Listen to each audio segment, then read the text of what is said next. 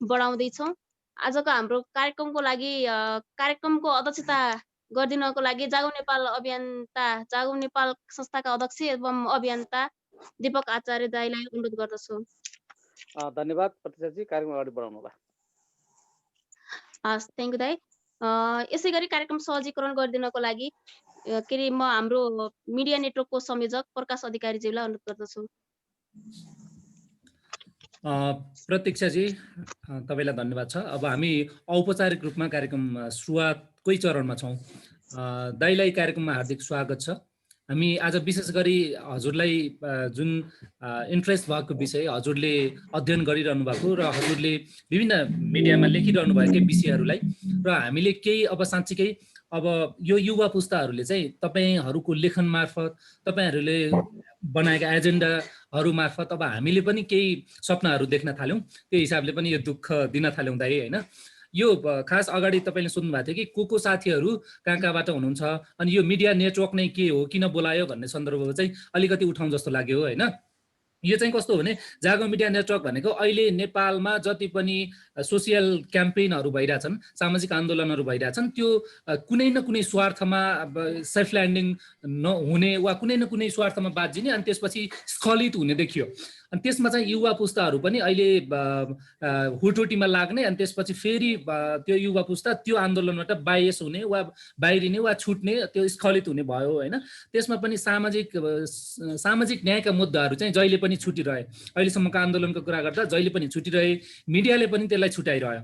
अनि यो किन त्यस्तो भयो? जहाँ नागरिकहरूको सचेतनाको अभाव हो कि मिडियामाथि हामीले गर्नुपर्ने दायित्व, मिडियामाथिको चेतना र त्यो अध्ययनको कमी हो कि वा हामी स्वयं आफैमा त्यस्तो केही कमजोरी हो भनेर अध्ययन गरिरहँदा हामीले नागरिक समाजको वा नागरिक तहबाट पनि मिडियामाथिको निगरानीको कमजोरी हो, यहाँ हाम्रा इस्युहरू जुन आवाजविहीनका आवाजहरूलाई उठाउनको लागि नसकिएको एउटा कारण हुनसक्छ भन्ने हामीले लागेर यो विषयमा हामीले तालिम सुरुवात गर्नुपर्छ भन्ने हिसाबले लाग्यो दाइ।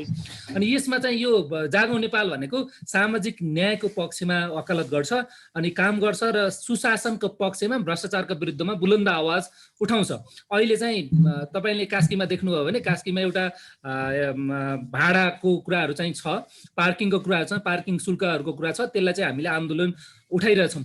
तर पनि अब त्यो आन्दोलनलाई कसरी लाने भन्ने हिसाबमा हामी छलफलमा छौँ। यसरी हरेक ठाउँहरूमा हाम्रा आवाजविहीनका आवाजहरू छरिरहे तर एकीकृत गरेर लान सक्ने त्यस्तो कुनै पनि सामाजिक मुद्दाहरू भएन, त्यो सामाजिक अभियानहरू भएनन्। त्यो अभियानलाई चाहिँ हामी उठाउँछौँ भनेर युवाहरूले सामाजिक अभियान सुरुवात गरौँ भनेर जागौँ नेपाल राष्ट्रिय अभियान भनेर सुरुवात गरे दाइ। यसमध्येकै एउटा मिडिया साझेदारी गर्नुपर्छ। हाम्रो अभियानकै एउटा मिडिया पार्टनर भयो भने त्यसले चाहिँ आफ्ना इस्युहरूलाई राम्रोसँग लेख्न सक्छ, राम्रोसँग बुलन्द गर्न सक्छ भनेर जागौँ मिडिया नेटवर्क चाहिँ सुरुवात गरे हो। अब यसैले अहिले यो तालिम सुरुवात गरे हो। दाइ सुन्नु भएको छ यादव दाइ? हजुर, ठिक छ, ठिक छ। ओके, अब यो कार्यक्रममा हामीले चाहिँ विशेष गरी यो 7 प्रदेशका 7वटै प्रदेशमा हाम्रो मिडिया नेटवर्कको एउटा नेटवर्क छ अनि जागौँ नेपालको पनि नेटवर्क छ। त्यहाँका प्रदेश संयोजकहरू र त्यहाँका सदस्यहरू पनि यो हाम्रो कार्यक्रममा समावेश हुनुहुन्छ। पेशेवर पत्रकार पनि हुनुहुन्छ यहाँ र पेशेवर अभियन्ता पनि हुनुहुन्छ। सबै अभियन्ता देश विदेशमा पनि हाम्रो प्रवास समितिहरू पनि छ। प्रवास समितिले पनि विदेशमा रहेर यो जागौँ नेपालको अभियानलाई चाहिँ उठाइरहेछ। यो जानकारी सहित अब तपाईलाई चाहिँ मैले आजको यो विषय प्रवेश गर्न सहजीकरण गर्छु, सहयोग गर्छु। यसमा चाहिँ नागरिक निगरानी, मिडियामाथि नागरिक निगरानी अहिलेको किन आवश्यकता हो, किन नै नागरिक निगरानीको यो कन्सेप्ट चाहिँ कसरी अगाडि बढ्दा ठिक हुन्छ भन्ने हिसाबमा तपाईँको आधा घण्टा जति हामीले केही विद्वत्वमा एउटा प्रशिक्षण लिन्छौँ। त्यसपछि तपाईँसँग केही मेरो पनि प्रश्नहरू छन् र साथीहरूको पनि प्रश्न छन्। त्यो प्रश्न आधा घण्टापछि हामी फेरि प्रश्न सोध्नेछौँ। अहिलेको समय म तपाईँलाई दिन चाहन्छु दाइ। मैले बोल्दा हुन्छ होइन? बोल्दा हुन्छ दाइ। जागौँ नेपाल जसले आजको यो कार्यक्रम मिडियामाथि नागरिक निगरानी आयोजना गरेको छ, तपाईँ आयोजकहरूलाई धन्यवाद यो महत्त्वपूर्ण कार्यक्रम आयोजना गर्नुभएकोमा, विशेष त प्रकाश भाइ जसले मलाई यहाँ जोड्नु भएको छ र सबै साथीहरू जो आज हामी यहाँ छलफलमा जुटेका छौँ। यो चाहिँ मैले भन्ने, तपाईँहरूले सुन्ने मात्रै होइन कि हामी एक आपसमा आफूले जानेका कुराहरू साटासाट गर्छौँ, अन्तर्क्रिया गर्छौँ भन्ने मेरो बुझाइ छ। र यो अन्तर्क्रियामा हामी जो जोडिएका छौँ सबैलाई म नमस्कार गर्छु। मेरो नाम यादव देवकोटा। म जन्मिँदाखेरि चाहिँ गोर्खामा जन्मेको, अहिले काठमाडौँमा बसोबास गर्छु। एक हिसाबले लेखन पढनमा संलग्न छु भन्दा नै हुने पनि अवस्था छ। आजको जो विषय छ मिडियामाथि नागरिक निगरानी भन्ने, यो अलि नै संवेदनशील, जटिल र अलि ठुलो विषय हो भन्ने मलाई लाग्छ। यस्तो किन लाग्छ भने यो नागरिक निगरानी भन्ने जुन शब्द हामीले प्रयोग गरेका छौँ यो त्यति मूर्त छैन, यो अमूर्त छ। म चाहिँ मिडियामाथि नागरिक निगरानी भन्दा पनि मिडियामाथि नागरिक सहभागिता भन्ने शब्दलाई बढी रुचाउँछु होला जस्तो लाग्छ। यसो किनभने आजको मिडियामा नागरिक छुटेको छ, जसलाई हामी साँच्चीकै नागरिक भन्छौँ। भुइँतमा उभिएको मानिस जो छ, जसको आफ्नो बाणी छैन र उसको बाणीलाई अरूले आवाज दिनुपर्ने अवस्था छ, त्यस्तो मानिसहरू मिडियाबाट छुटेको छ। केही अपवादहरू आएका छन्, तर मूलभूत रूपमा बाणी नभएका सबाल्टनहरू आज पनि मिडियाबाट छुटिरहेका छन्। हामी मिडियाका पानाहरू पल्टाउँदा अथवा टेलिभिजनका चाहिँ दृश्यहरू हेर्दा या रेडियो नै सुन्दा फेरि पनि मुख्यतः सामुदायिक रेडियोहरूलाई म यसमा अपवादको रूपमा राख्न चाहन्छु, जसले चाहिँ जिल्लाहरूमा बसेर ग्रामीण जनसाधारणहरूको कथालाई, तिनको व्यथालाई र तिनको योग्यतालाई सञ्चारका आफ्ना चाहिँ आवाज मार्फत चाहिँ मुखरित गराएका छन्। ती सामुदायिक रेडियोहरू बाहेक मूलभूत रूपमा चाहिँ सहर केन्द्रित मिडियाहरूले आज ठुला ठुला व्यापारीहरू जसले विज्ञापन दिन सक्छन्, ठुला ठुला मानिसहरू जसले चाहिँ सत्तामा बसेर नागरिकले तिरेको करमा रजाइ गरेर बसेका छन्, ती मानिसहरूको कतिसम्म भने छोराछोरीको बिहेको पनि फोटो भिडियो छापेर प्रसारण गरेर बसिरहेका हुन्छन् हैन। मैले सुरुमै परिचय सुरु गर्न कुराकानी सुरु गर्नभन्दा पहिले मैले परिचय किन सोधेको थिएँ भने हामी कुन ठाउँबाट आज यो कार्यक्रममा जोडिराखेका छौँ र हाम्रो सिकाइको सञ्चार माध्यमसँगको सिकाइ कसरी सुरु भयो होला भनेर जान्नको लागि मैले त्यो सोधेको थिएँ। खास गरी ग्रामीण क्षेत्रको लागि सञ्चार माध्यम भनेको रेडियो मात्रै थियो। हामीले जान्दाखेरि, जसरी म हुर्किएँ गोर्खाको एउटा गाउँमा, तपाईँहरू आफ्नो जिल्लाको आफ्नो गाउँमा हुर्किनु भयो होला, तपाईँ हामीले जानेको सञ्चार माध्यम भनेको रेडियो थियो। पत्रिका सहर आएपछि देख्यौँ टेलिभिजन धेरै पछि मात्रै मानिसहरूको पहुँचमा, नेपाली मानिसहरूको पहुँचमा पुग्यो। त्यस कारणले त्यो रेडियो चाहिँ कसरी सुरु भएछ नेपालमा भनेर मैले हेर्दाखेरि त्यो चाहिँ नेपाली नागरिकहरूको हस्तक्षेपबाट सुरु भएको हुँदो रहेछ। विराटनगरमा 2007 सालको क्रान्ति चल्दै थियो। नेपाली काङ्ग्रेसले विराटनगरको मोर्चा घेराबन्दी गरेको थियो कार्तिकको 12 गतेदेखि, मङ्सिरको 12 गतेदेखि। तर हतियार उनीहरूको असाध्यै कम भइसकेको थियो र राणाको चाहिँ सशस्त्र सेनाले, काङ्ग्रेसले चाहिँ हमला गरेको, मुक्ति सेनाको नेतृत्वमा गरेको हमलामा गएका मुक्ति सेनालाई घेराबन्दी गर्ने अवस्था भइसकेपछि हतियार लिनको लागि तारणी प्रसाद कोइराला भारततिर गएका थिए। बिपी कोइरालासँग हतियार थिएन। समस्या परेपछि बिपीको बडो रमाइलो बानी रहेछ चुपचाप सिर कोडेर सुतिदिने। तारणी कोइराला आयो भन्ने सुनिसकेपछि बिपी कोइराला सिर कोडेर सुतिदिएछन्। त्यसपछि तारणी एकदम निराश भएर, हताश भएर फर्किँदै थिए। त्यही बेला उनको सेटमा भोजपुरबाट कुनै कमान्डरले बोल्यो, हामीले भोजपुर कब्जा गर्यौँ। त्यसपछि उनलाई यस्तो भयो कि उनले त्यो लेखेका पनि छन्, मलाई यस्तो भयो त्यो भोजपुरको खबर सुनिसकेपछि कि मैले सिङ्गै विराटनगरमाथि एक्लै कब्जा गरे जस्तो मलाई लाग्यो र सञ्चारको शक्ति यति भयानक हुँदो रहेछ भन्ने थाहा भइसकेपछि उनी विराटनगरको नजिकै मिल्स एरिया नजिक आइपुगेर सेट खोले र सेटमा बोले, विराटनगरमाथि भोलि हामी कब्जा गर्दैछौँ, भोजपुरबाट पनि थप शक्ति आउँदैछ र साथीहरूले चाहिँ 3 ट्रक हतियार विराटनगरको वरिपरि केन्द्रित गरिसक्नु भएको छ। सबै साथीहरू चाहिँ आफ्नो मोर्चामा हतियार लिन अगाडि बढ्नु होला भनिसकेपछि राणा सरकार थर्कमान भयो र भोलिपल्ट त्यो समाचार मातृकाले चाहिँ आफूले वाकिटवाकीमा बोलेको खबरले राणाहरू तर्सिएको सुनिसकेपछि अनि उनले रेडियो सुरु गरे, रेडियो प्रजातन्त्र। त्यही माध्यमबाट उनले चाहिँ एउटा ट्रकमाथि चाहिँ हतियार लादिएको चाहिँ ट्रकको तल बसेर सुरु गरेको रेडियो प्रजातन्त्र कालान्तरमा रेडियो नेपालको रूपमा प्रचारित भयो र नेपालको विशाल भेगमा, अर्थात् चाहिँ म भन्न सक्छु 80 देखि 85% ग्रामीण भेगमा सहरमा पनि मानिसहरूसँग त्यति बेला चाहिँ टेलिभिजन हुने अवस्था थिएन, पत्र पत्रिकामा त मानिसहरूको अक्षरमै पहुँच थिएन, पत्रिका पढ्न सक्ने अवस्थै थिएन र त्यसरी सञ्चार माध्यम मार्फत अर्थात् रेडियो मार्फत नेपालीहरूको चाहिँ सञ्चार माध्यममा मिडियामा पहुँच नागरिक स्तरको पहलबाट सुरु भयो र कालान्तरमा त्यो प्रजातन्त्र रेडियो जसरी रेडियो नेपालमा बदलियो र रेडियो नेपाल सरकारी सञ्चार माध्यममा बदलियो, त्यसले सत्ताको ताबेदारी सुरु गर्यो र त्यसबाट जनताको विशाल हिस्सा छुट्न गयो। आजको सञ्चार माध्यमले रेडियो नेपालको त्यही प्रवृत्तिलाई प्रतिनिधित्व गर्छ। गोर्खापत्रको बारेमा यहाँ मलाई लाग्छ धेरै साथीहरू सञ्चारको पत्रकारिताको पृष्ठभूमिबाट उपस्थित हुनुभएको छ। तपाईँहरूसँग मैले धेरै गोर्खापत्रको इतिहास दोहोऱ्याइराख्न पर्दैन। त्यो सत्ताले सुरु गरेको सञ्चार माध्यम थियो, त्यसले सत्ताको भाषा बोल्यो। जनता भनेको सत्तालाई खलल नपुग्ने हदसम्म जनताका कुराहरू पनि आए, तर जनताको सत्ताको स्वार्थमाथि जुन क्षणमा जुन घडीमा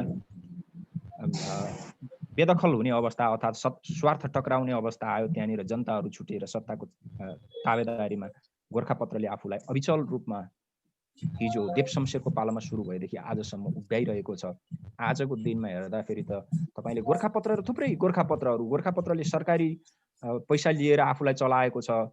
सरकारको छायामा बसेर, सरकारको छत्र छायामा बसेर तिनको गुणगान गाएर आफूलाई जीवित तुल्याउन चाहने थुप्रै गोर्खापत्रहरूले होइन, कोड अनकोड गोर्खापत्रहरूले आफूलाई सत्ताको चाहिँ घेरा वरिपरि राखेका छन् र गोर्खापत्र बनाएका छन्, रेडियो नेपाल बनाएका छन् र नेपाल टेलिभिजन बनाएका छन्। ती जनताबाट कट्दै गएका छन्। यो एउटा भयो सरकारी पक्ष सञ्चालित सञ्चार माध्यमको एउटा प्रवृत्ति यो छ भने, दोस्रो चाहिँ निजी क्षेत्रबाट सञ्चालित भनिएका र व्यावसायिक भनिएका सञ्चार माध्यमहरूको अवस्था चाहिँ त्यहाँ वर्गीय रूपमा स्पष्ट विभाजनको रेखामा दायाँ बायाँ भएर उभिएको अवस्था छ। आजको दिनमा मलाई लाग्छ विश्वको सबैभन्दा ठुलो शक्तिशाली हतियार सञ्चार भएको छ। सत्ताको लागि र गैर सत्ताभन्दा बाहिरका या जनताको लागि पनि मिडिया सञ्चार माध्यम आज सबैभन्दा ठुलो हतियारको रूपमा उभिएको छ। खास गरी दोस्रो विश्वयुद्धपछि र खास गरी शीत युद्धपछि सञ्चार माध्यम शक्ति राष्ट्रहरूको प्रमुख हतियारको रूपमा मोर्चामा उभिन आएको देखिन्छ।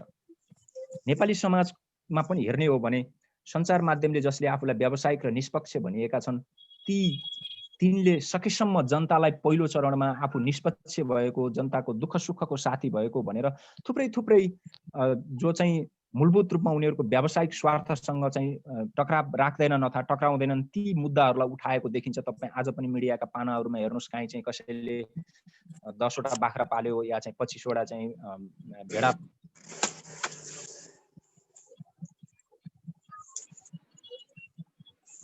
आवाज आएन।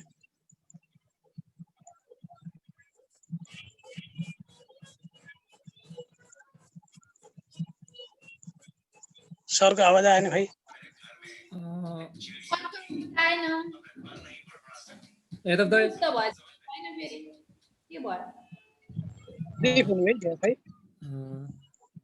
केही इरर आयो जस्तो लाग्यो। फोन आयो कि लाइन गयो कि फोन आयो होला, लाइन गयो कि त्यस्तै के भयो।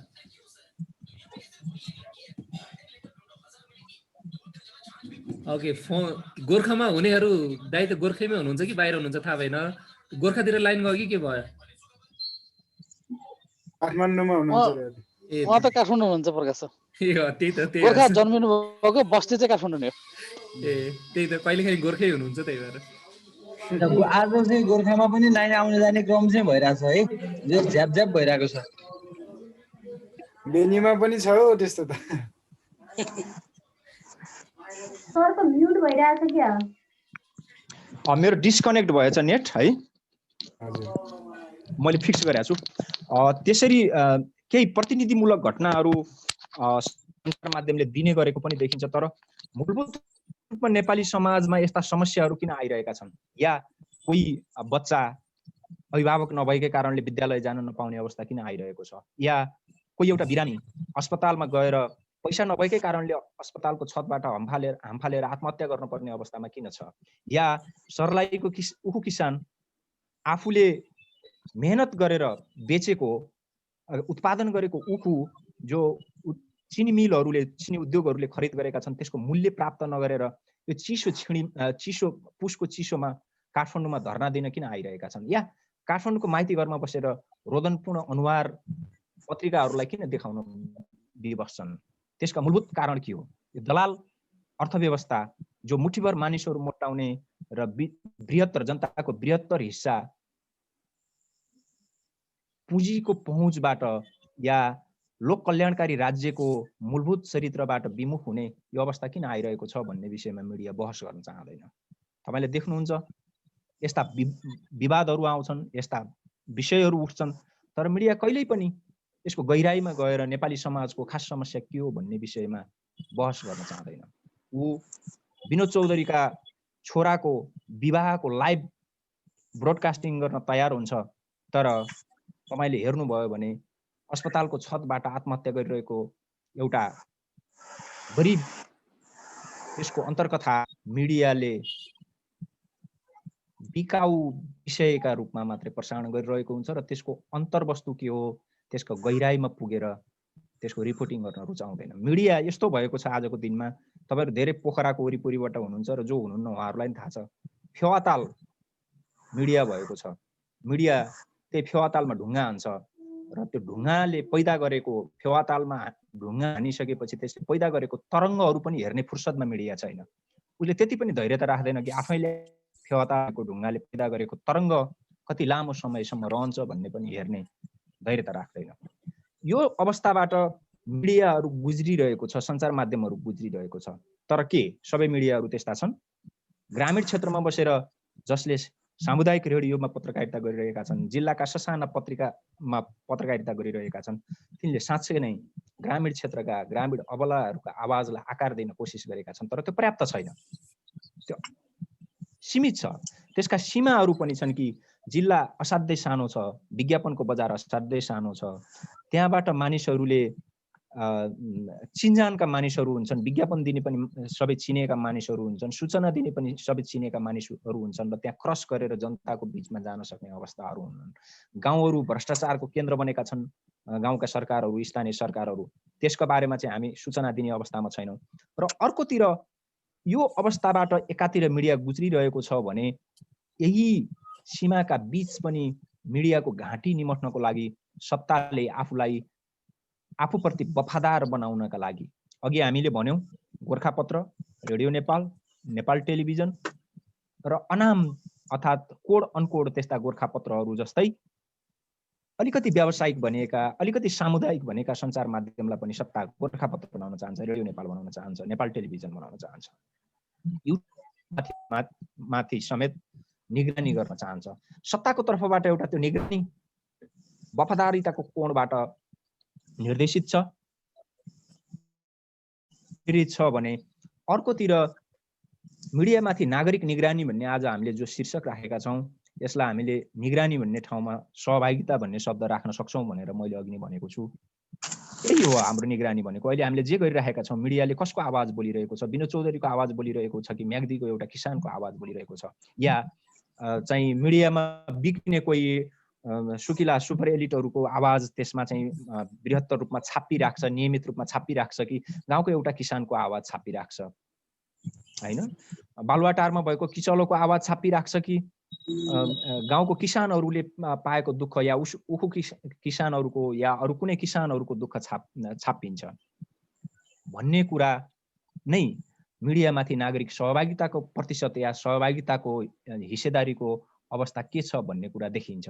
तपाईलाई एउटा कुरा भनौँ, जस्तो कि किसानहरूले 3 महिना लगाएर प्रपर ठाउँको नाम भन्यो भने तपाईँ पोखराको कुरा गर्न सक्नुहोला। हेम्जाको किसानले आलु उत्पादन गर्ला, 3 महिना लगाएर उत्पादन गरेको आलु या 4 महिना लगाएर उत्पादन गरेको आलु, या गोलभेडा हेम्जाको किसानले 3 महिना लगाएर उत्पादन गरेको गोलभेडाको मूल्य उसले पाउला, या लालको किसानले 3 महिना लगाएर उत्पादन गरेको गोलभेडाको मूल्य 5 रुपियाँ पाउला। त्यो 24 घण्टाभित्र तपाईँ घर अगाडिपट्टिको किराना पसलमा आइपुग्दा फेरि त्यसको मूल्य 50 रुपियाँ हुन्छ, न्यूनतम त्यति हुन्छ, त्यो भन्दा माथि पुग्छ। हेर्नुहोस्, एकातिर 3 देखि 3.5 महिना आफ्नो जमिन, समय, श्रम लगानी गरेर उत्पादन गरेको किसानले गोलभेडाको प्रति केजी मूल्य 5 रुपियाँ पाउँछ, अर्कोतिर 24 घण्टाभित्र एउटा बिचौलिया 45 रुपियाँ भन्दा बढी नाफा खाइरहेको छ। मिडियाले कसको समाचार छाप्छ भने विज्ञापन जसले दिन्छ उसको समाचार छाप्छ र विज्ञापन किसानले दिन सक्दैन, बिचौलियाले दिन्छ। र बिचौलियाले अर्थात् दलालले, तपाईँ हेर्नुहोस् तपाईँको घर अगाडिको जग्गा पनि दलालले बेचिरहेको छ। सत्तामा प्रधानमन्त्री मन्त्री बनिरहेका मानिसहरू राज्यका ठुला ठुला ठेक्काहरू, ठुला ठुला आयोजनाहरू, ठुला ठुला खरिदहरूमा उसै गरी बिचौलिया बनेर ठगी गरिरहेका छन्, दलाल बनेर ठगी गरिरहेका छन्। यति ओम्नीका प्रकरणहरू मात्रै होइनन्, सरुवा नियुक्ति, खारेजी, बढुवा आदि इत्यादि हरेक केसमा अब पैसा नबुझाइकन मानिसहरूले नियुक्ति लिन, सरुवा लिन या कुनै ठेक्का निर्माण कामहरू हात पार्न सम्भव छैन, बिचौलिया छ हरेक क्षेत्रमा। तपाईँ हेर्नुहोस् पृथ्वी चोक पुगेर हेर्नुहोस्, त्यहाँको टिकट काउन्टरमा बिचौलिया बसिरहेको छ। 300 रुपियाँको टिकटलाई तपाईँले बिचौलियालाई 500 रुपियाँ तिर्नुपर्ने अवस्था छ। कहाँ छैन बिचौलिया? तर समाचार कसको छापिन्छ? त्यही बिचौलियाहरूको छापिन्छ। जनता त्यसबाट छुटेका छन्। हेम्जाको किसान त्यसबाट छुटेको छ, लालबन्दीको किसान त्यसबाट छुटेको छ, या गाउँमा न्याय नपाएको एउटा जनता छुटेको छ। आवाज कसको आउँछ? सबैभन्दा ठुला मानिसहरू जो हातमा पैसा बोकेर बसेका छन्। पुँजीवादी जमाना, पुँजीवादी समय, पुँजीवादी अर्थव्यवस्थामा पुँजी प्रमुख भएर आएको छ र जनता त्यसबाट छुटेका छन्। ठुला सञ्चार माध्यमहरूले जसले आफूलाई व्यावसायिक दाबी गर्छन् उनीहरू आज पैसाका लागि निष्पक्षताको ढोङ रचिरहेका छन् या निष्पक्ष देखिने कोसिस गरिरहेका छन्। उसको स्वार्थमा असर नगरेसम्म तपाईँका लेखहरू पनि उसले छाप्छ या जनताका साधारण मानिसहरूका कुराहरू पनि छाप्छ। तर जहाँनिर उसको स्वार्थ टक्राउँछ, उसको स्वार्थमाथि धक्का लाग्छ, नाङ्गे उत्रिन्छ। त्यस्तो तपाईँले थुप्रै घटनाहरू देख्नु भएको छ। म नाम लिन्न कुनै निश्चित मिडियाहरूको, किनभने म आफै पनि त्यसमा लेखिरहेको हुन्छु। तर निश्चित अवस्थामा नाम लिनु पर्यो भने पनि त्यसमा डराउने कुरा छैन। मैले लेख्न पाउँदिनँ, त्यस कारणले म लिन्न भन्ने अवस्था हुँदैन। किनभने यसमा नागरिकको बृहत्तर हिस्सेदारीको कुरा हामीले उठाउनुपर्छ। कुनै व्यक्तिले कहीँ ठाउँ पाउनु या नपाउनु कुनै ठुलो कुरा हुँदैन। नागरिकको ठुलो हिस्साले त्यसमा ठाउँ पाउँछ कि पाउँदैन भन्ने कुरा नै नागरिक निगरानी त्यसमा हुन्छ। नागरिक निगरानी कहाँनिर आवश्यक छ भने तपाईँले पढिरहेको पत्रिका या तपाईँले सुनिरहेको रेडियो या तपाईँले हेरिरहेको टेलिभिजनले आज फेवातालको किनार मिचियो भनेर समाचार छापेको छ। एकपटक छापेको छ, दुई पटक छापेको छ, तर तेस्रो दिनबाट त्यो समाचार छापिन छोडेको छ। फेवाताल मिचिरहेको छ, समाचार आउन बन्द भएको छ। के भइरहेको छ त्यहाँ? तपाईँले त्यहाँ निगरानी गर्न जरुरी छ। नागरिकको निगरानी त्यहीँनिर जरुरी हो। तपाईँलाई एउटा उदाहरण दिउँ, यान्सेलको केसमा त्यस्तै भयो, चन्द्रगिरीको केसमा त्यस्तै भयो। चन्द्रगिरीले वन मास्यो, वन मिच्यो, त्यहाँ चाहिँ वन मिचेर अवैध ढङ्गले चाहिँ संरचनाहरू निर्माण गर्यो भन्ने हिसाबले समाचारहरू आए, केही दिन आए, एकाएक बन्द भयो। सुनियो, जसले समाचार छापेका थिए मालिकहरूले चन्द्रगिरीबाट निश्चित प्रतिशत सेयर प्राप्त गरे। त्यसपछि चन्द्रगिरीको बारेमा समाचार आउन छोड्यो। चन्द्रगिरीले मिचिरहेको छ, चन्द्रगिरीको बारेमा समाचार आउन छोड्यो। यो के हो? नागरिकको निगरानी यहाँनिर जरुरी छ। सञ्चार माध्यमहरू हेर्दाखेरि निष्पक्ष जस्तो देखिएका छन्, तर आजको पत्रिकाहरू हेर्नुहोस् या टेलिभिजनहरू हेर्नुहोस्, तिनले निष्पक्षताका नाममा सत्ताको विरोधमा सत्तामा जान लागिरहेकाहरूको समर्थन पो गरिरहेका छन् कि तपाईँलाई भ्रममा पारिरहेका छन् कि निष्पक्ष तपाईँले उसमाथि विश्वास गर्नुभएको यो निष्पक्ष छ भनेर गर्नुभएको विश्वासमाथि उसले खेलेर आफ्नो स्वार्थ तपाईँमाथि घोलिरहेको छ कि केपी ओलीको विरोध गरिरहेको छ? त्यसो हो भने प्रचण्डको समर्थन गरिरहेको छ कि या प्रचण्डको विरोध गरिरहेको छ त्यसो हो भने केपी ओलीको समर्थन गरिरहेको छ कि या नेकपाको विरोध गरिरहेको छ त्यसो हो भने नेपाली कांग्रेसको समर्थन गरिरहेको छ कि या कांग्रेसको विरोध गरेर नेकपाको समर्थन गरिरहेको छ कि या साँच्चैकै यसले सहीलाई सही र गलतलाई गलत भनिरहेको छ? यसले साँच्चैकै नेपाली जनता मिडिया किन चाहिन्छ भने हरेक जनता यो देशमा मान्नुहोस् तपाईँ 3 करोड मानिसहरू छन्, 3 करोड मानिसहरू आफ्नो आवाज लिएर सडकमा आउन सक्दैनन् या आफ्नो आवाज लिएर मुखरित हुन सक्दैनन्। कति मानिसहरू हुन्छन् जो सिडिओ कार्यालयमा गएर नागरिकताका लागि आफ्नो आवाज अथवा आफ्नो बाणी सिडिओको अगाडि हजुरमा नागरिकता बनाउन आएको हजुरले चाहिँ यहाँ सही गरिदिनु पर्यो भन्न सक्दैनन्। त्यो हालतका छन् मानिसहरू। उसका लागि बोलिदिनुपर्ने मानिसहरूको आवश्यकता छ र मिडिया चाहिएको त्यसैका लागि हो। नागरिकहरू सबै आफ्ना कुरा आफैले भन्न सक्दैनन् र उनका आवाज प्रतिनिधि रूपमा मिडियाले भनिदिनुपर्छ र मिडियाहरू नागरिकका प्रतिनिधि हुन् भन्ने परिकल्पनाका आधारमा, बुझाइका आधारमा र विश्वासका आधारमा मिडियालाई नागरिक प्रतिनिधि या चौथो अङ्ग भन्ने गरिन्छ। तर साँच्चीकै मिडियाहरूले आज आफूलाई चौथो अङ्गका रूपमा उभ्याएका छन् र त्यसको निष्पक्षता को भूमिका निर्वाह गरेका छन् या छैनन्? या निष्पक्षताका नाममा निश्चित पक्षहरूको पक्ष पोषण गरिरहेका छन्, निश्चित पक्षप्रति पूर्वाग्रही छन् र निश्चित पक्षहरूप्रति आग्रही छन्। हामीले यहाँनिर हेर्नुपर्छ। आजको दिनमा अघि नै मैले चाहिँ जोडिसकेको छु, पुँजी या पैसा मुख्य भएर गएको छ। सञ्चार माध्यम खोल्ने भनेको पैसा कमाउने भएको छ।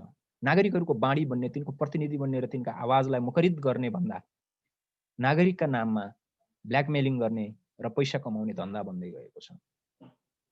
सबैले त्यसो गरेका छन्, त्यसो होइन। सबै खराब छन्, त्यसो होइन।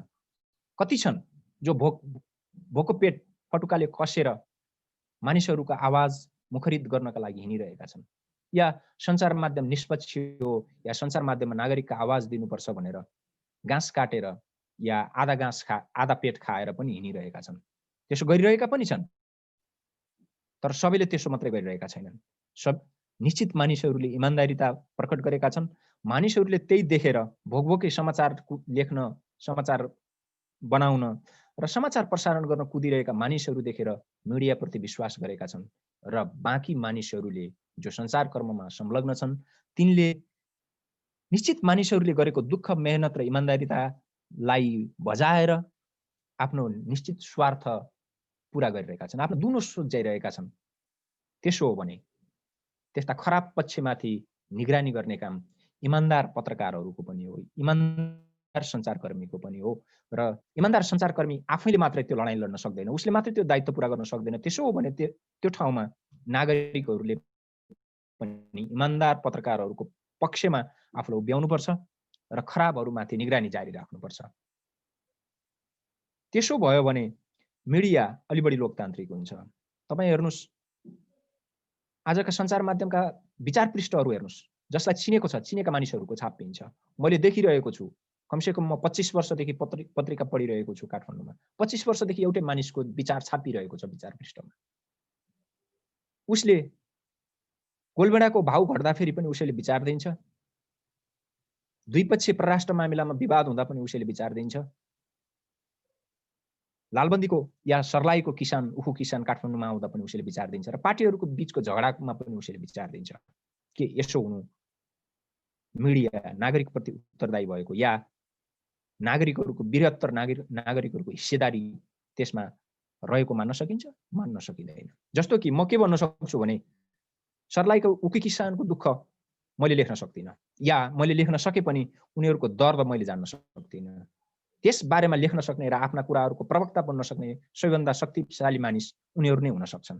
उनीहरूले लेख्न सक्दैनन्। मिडियाको काम त्यहीँनिर हुन्छ। उनीहरू कुरा गर्न सक्छन्, त्यसलाई उतारेर विचार पृष्ठमा छाप्न सक्छन्, समाचारमा छाप्न सक्छन्। मिडिया चाहिने नै त्यसैका लागि हो। बनिबनाउ लेखेका मानिसहरू, कोठामा बसेर विचार लेखेका, समाचार लेखेका मानिसहरूले मात्र मिडिया चल्दैन। त्यसमा आवाजलाई, बाणीलाई आकार दिन नसक्ने, अक्षरमा ढाल्न नसक्ने मानिसहरूलाई सञ्चार माध्यमको मूलधारमा ल्याएर त्यसमार्फत बाँकी समाजको समस्यासँग साक्षात्कार गर्ने काम मिडियाले गरिरहेको छ कि छैन भन्दाखेरि आजको दिनमा हेर्दाखेरि मलाई लाग्छ गरिरहेको छैन। कति पनि गरेको छैन त्यसो होइन, गरेको छ। कति गरेको सन्तोषजनक रूपमा गरिरहेको छैन। सन्तोषजनक ढङ्गमा गरिरहेको भए यो देशमा भ्रष्टाचार यो स्पिडमा अथवा यो स्केलमा यसरी बढ्ने थिएन। अनुत्तरदायीपना यो स्केलमा बढ्ने थिएन। राष्ट्रपति या प्रधानमन्त्रीहरू 24 घण्टामा आज चाहिँ अध्यादेश जारी गर्ने र भोलि फिर्ता लिने यो हदको अनुत्तरदायी, यो हदको गैर जिम्मेवार ढङ्गले कामहरू गरिरहेका हुने थिएनन्। या तपाईँको गाउँको वडा अध्यक्ष या गाउँपालिकाको अध्यक्ष गाउँमा भइरहेको भ्रष्टाचार बारे चाहिँ समाचार सार्वजनिक गर्ने या सूचना सार्वजनिक गर्ने नागरिकमाथि या पत्रकारमाथि धम्की दिन सक्षम या धम्की दिने आत्मविश्वासका साथ प्रकट हुन सकिरहेको अवस्था हुने थिएन। पत्रकारिताबाट केही चुक भयो। यसले पैसाको पक्षमा, व्यापारीहरूको पक्षमा, मालिकहरूको पक्षमा, विज्ञापन दिनेहरूको पक्षमा, मूलभूत रूपमा पैसाको पक्षमा आफूलाई उभ्याएको छ र त्यसबाट नागरिकको बृहत्तर हिस्सा कटेर गएको छ। त्यस कारणले आज ऊ निर्भीकतापूर्वक समाजमा भइरहेको गैर जिम्मेवारपन, भ्रष्टाचार, मनलाग्दी अत्याचारका बारेमा छाती फुकाएर बोल्न सकिरहेको छैन। जहाँ मानिसले गल्ती गर्छ ऊ प्रष्टसँग त्यो गल्तीको विरुद्धमा बोल्न सक्दैन। ऊ आफै गलत गरिरहेको छ, गलतको पक्षमा उभिएको छ भने ऊ गलतहरूको विरुद्ध उभिन सक्दैन। र मिडियाले यहीँनिर चुक खाएको छ। यहीँनिर गल्ती गरिरहेको छ। यसका लागि इमान्दार मिडियाभित्र बसेर सञ्चार क्षेत्रभित्र बसेर काम गरिरहेका इमान्दार मानिसहरू, इमान्दार सञ्चारकर्मीहरू र त्योभन्दा बाहिर रहेका नागरिकहरूले लगातार निगरानी गर्नुपर्छ, हस्तक्षेप गर्नुपर्छ र सहभागिता जनाउनुपर्छ। त्यसले मात्रै सत्ताले नागरिक मिडियामाथि, अघि नै हामीले भन्यौँ, सत्ता हरेक सञ्चार माध्यमलाई या स्याङ्जाको या म्याग्दीको कुनै सामुदायिक रेडियोलाई रेडियो नेपाल बनाउन चाहन्छ। नागरिकको बृहत्तर निगरानी, हिस्सेदारी र सहभागिता बिगर राज्यले चाहेको त्यो कदमलाई रोक्न मिडियाका 2-4 जना सञ्चारकर्मी या 2-3 जना लगानीकर्ता या सहभागीहरूले त्यसलाई थेग्न सक्दैनन्। किनभने त्यसका विभिन्न प्राविधिक पाटाहरू हुन्छन्, राज्यसँग जोडिएर गर्नुपर्ने कामहरू हुन्छन्। राज्यले वक्र दृष्टि राख्यो भने मिडियाले, सञ्चार माध्यमले, एउटा सञ्चार माध्यमले राज्यसँग लड्न सक्दैन। सक्छ कति बेला भने नागरिकले त्यसमाथि राज्यको कदममाथि निगरानी राख्ने, सहभागिता जनाउने र सँगसँगै सञ्चार माध्यम सँगसँगै उभिने स्थिति बनाउने। सञ्चार माध्यमले पनि नागरिकलाई आफूसँग उभिने वातावरण बनाउने, यसले साँच्चीकै मेरा कुरा बोल्छ भने या मेरा कुराहरू, मेरा पीडाहरू, मेरा समस्याहरूलाई यसले उजागर गर्छ, मेरा चाहिँ दुःखहरूलाई बाँडिदिन्छ भन्ने विश्वास दिलाउने र जनताले पनि मलाई परेको बेलामा बोल्ने, मलाई परेको बेलामा लेखिदिने या मलाई परेको बेलामा सार्वजनिक गरिदिने सञ्चार माध्यमहरूका प्रति मेरो सार्वजनिक दायित्व हुन्छ र उसको दुःखमा, उसको समस्यामा म सँगसँगै उभिनुपर्छ भन्ने दोहोरो सहभागिता, विश्वास र साझेदारीका साथ अगाडि बढ्यो भने सत्ताको निगरानी, सत्ताको हस्तक्षेपलाई न्यून गर्न सकिन्छ, त्यसलाई चाहिँ उजागर गर्दै हटाउन सकिन्छ भने नागरिकको बृहत्तर हिस्सेदारी र निगरानीले मिडियाले आज छोडिरहेको जो ट्र्याक छोडेर गलत लिकमा लागिरहेको छ या गर्नुपर्ने जति गरिरहेको छ, होइन सधैँ सञ्चार माध्यमले गलत गरिरहेको छ भन्ने पनि हुँदैन, होइन कहिलेकाहीँ सञ्चार माध्यमहरूले गर्न खोजिरहेको हुन्छ, पर्याप्त नभएको हुनसक्छ या नजानेको हुनसक्छ या नपुगिरहेको हुनसक्छ। त्यस्तो बेलामा नागरिकहरूको सहभागिता त्यसमा बढ्यो, नागरिकहरूको हिस्सेदारी त्यसमा बढ्यो र निगरानी त्यसमा बढ्यो भने सञ्चार माध्यमले थाहा पाउँछन् यो मुद्दा मैले उठाउनु पर्ने रहेछ, म यहाँनिर चाहिँ चुप भइरहेको रहेछु। यो मुद्दा यहाँ समाजमा यस्तो पत्रकारकै अन्तर्दृष्टि भएका या सर्वज्ञानी मानिसहरू होइनन्, समाजका सबै समस्याहरू उनीहरूलाई थाहा हुँदैन, नागरिकहरू त्यहाँ पुग्न सकेनन्, सञ्चार माध्यमसँग सहकार्य गर्न सकेनन्, साझेदारी गर्न सकेनन् भने पत्रकारले पनि समाजका सबै कुराहरू थाहा पाउन सक्दैनन्। त्यसो हुनाले नागरिक पनि त्यसमा जोडिने, सहभागिता जनाउने, सञ्चार माध्यमले गरिरहेका कामहरूप्रति निगरानी गर्ने र यो चिजलाई तपाईँले यहाँनिर गलत गरिराख्नु भएको छ र यो कुरालाई यसरी लिएर जानुपर्छ, सत्य यो हो भनेर तथ्यहरू उनीहरू सञ्चार माध्यमसम्म पुर्याउने काम गरेर यो सहभागिता, पार्टनरसिप पनि भन्न सकिन्छ, सञ्चार माध्यम र नागरिकहरूको पार्टनरसिप सँगसँगै अगाडि बढ्यो भने मलाई लाग्छ नेपाली सञ्चार माध्यम गोर्खापत्र हुनबाट बच्छ, रेडियो नेपाल हुनबाट बच्छ र नेपाली समाजको जो आजको समस्या छ त्यो अलिकति घटेर जान्छ, पूर्ण रूपमा बन्द हुन्छ मलाई त्यस्तो लाग्दैन, होइन त्यसको पक्षधरता हुन्छ, सञ्चार माध्यमहरूको पनि पक्षधरता हुन्छ। तपाईँले राजनीतिक सङ्घर्षहरूमा पनि देख्नु भएको छ, निश्चित सञ्चार माध्यमहरूले निश्चित वर्गहरूको पक्ष पोषण गरिरहेको हुन्छ, निश्चित कित्ताको पक्ष पोषण गरिरहेको हुन्छ र अर्का खाले सञ्चार माध्यम हुन्छन् तिनले पनि आफ्नो वर्गको प्रतिनिधित्व गरिरहेका हुन्छन्।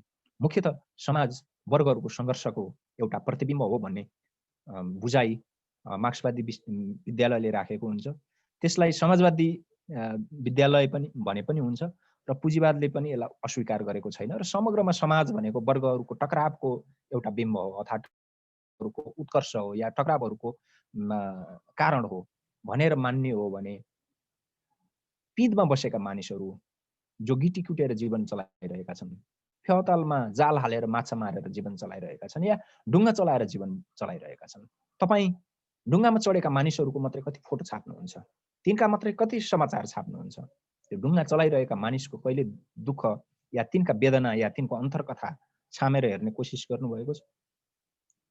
तपाईँले खोज्नु भएको छैन भन्ने होइन,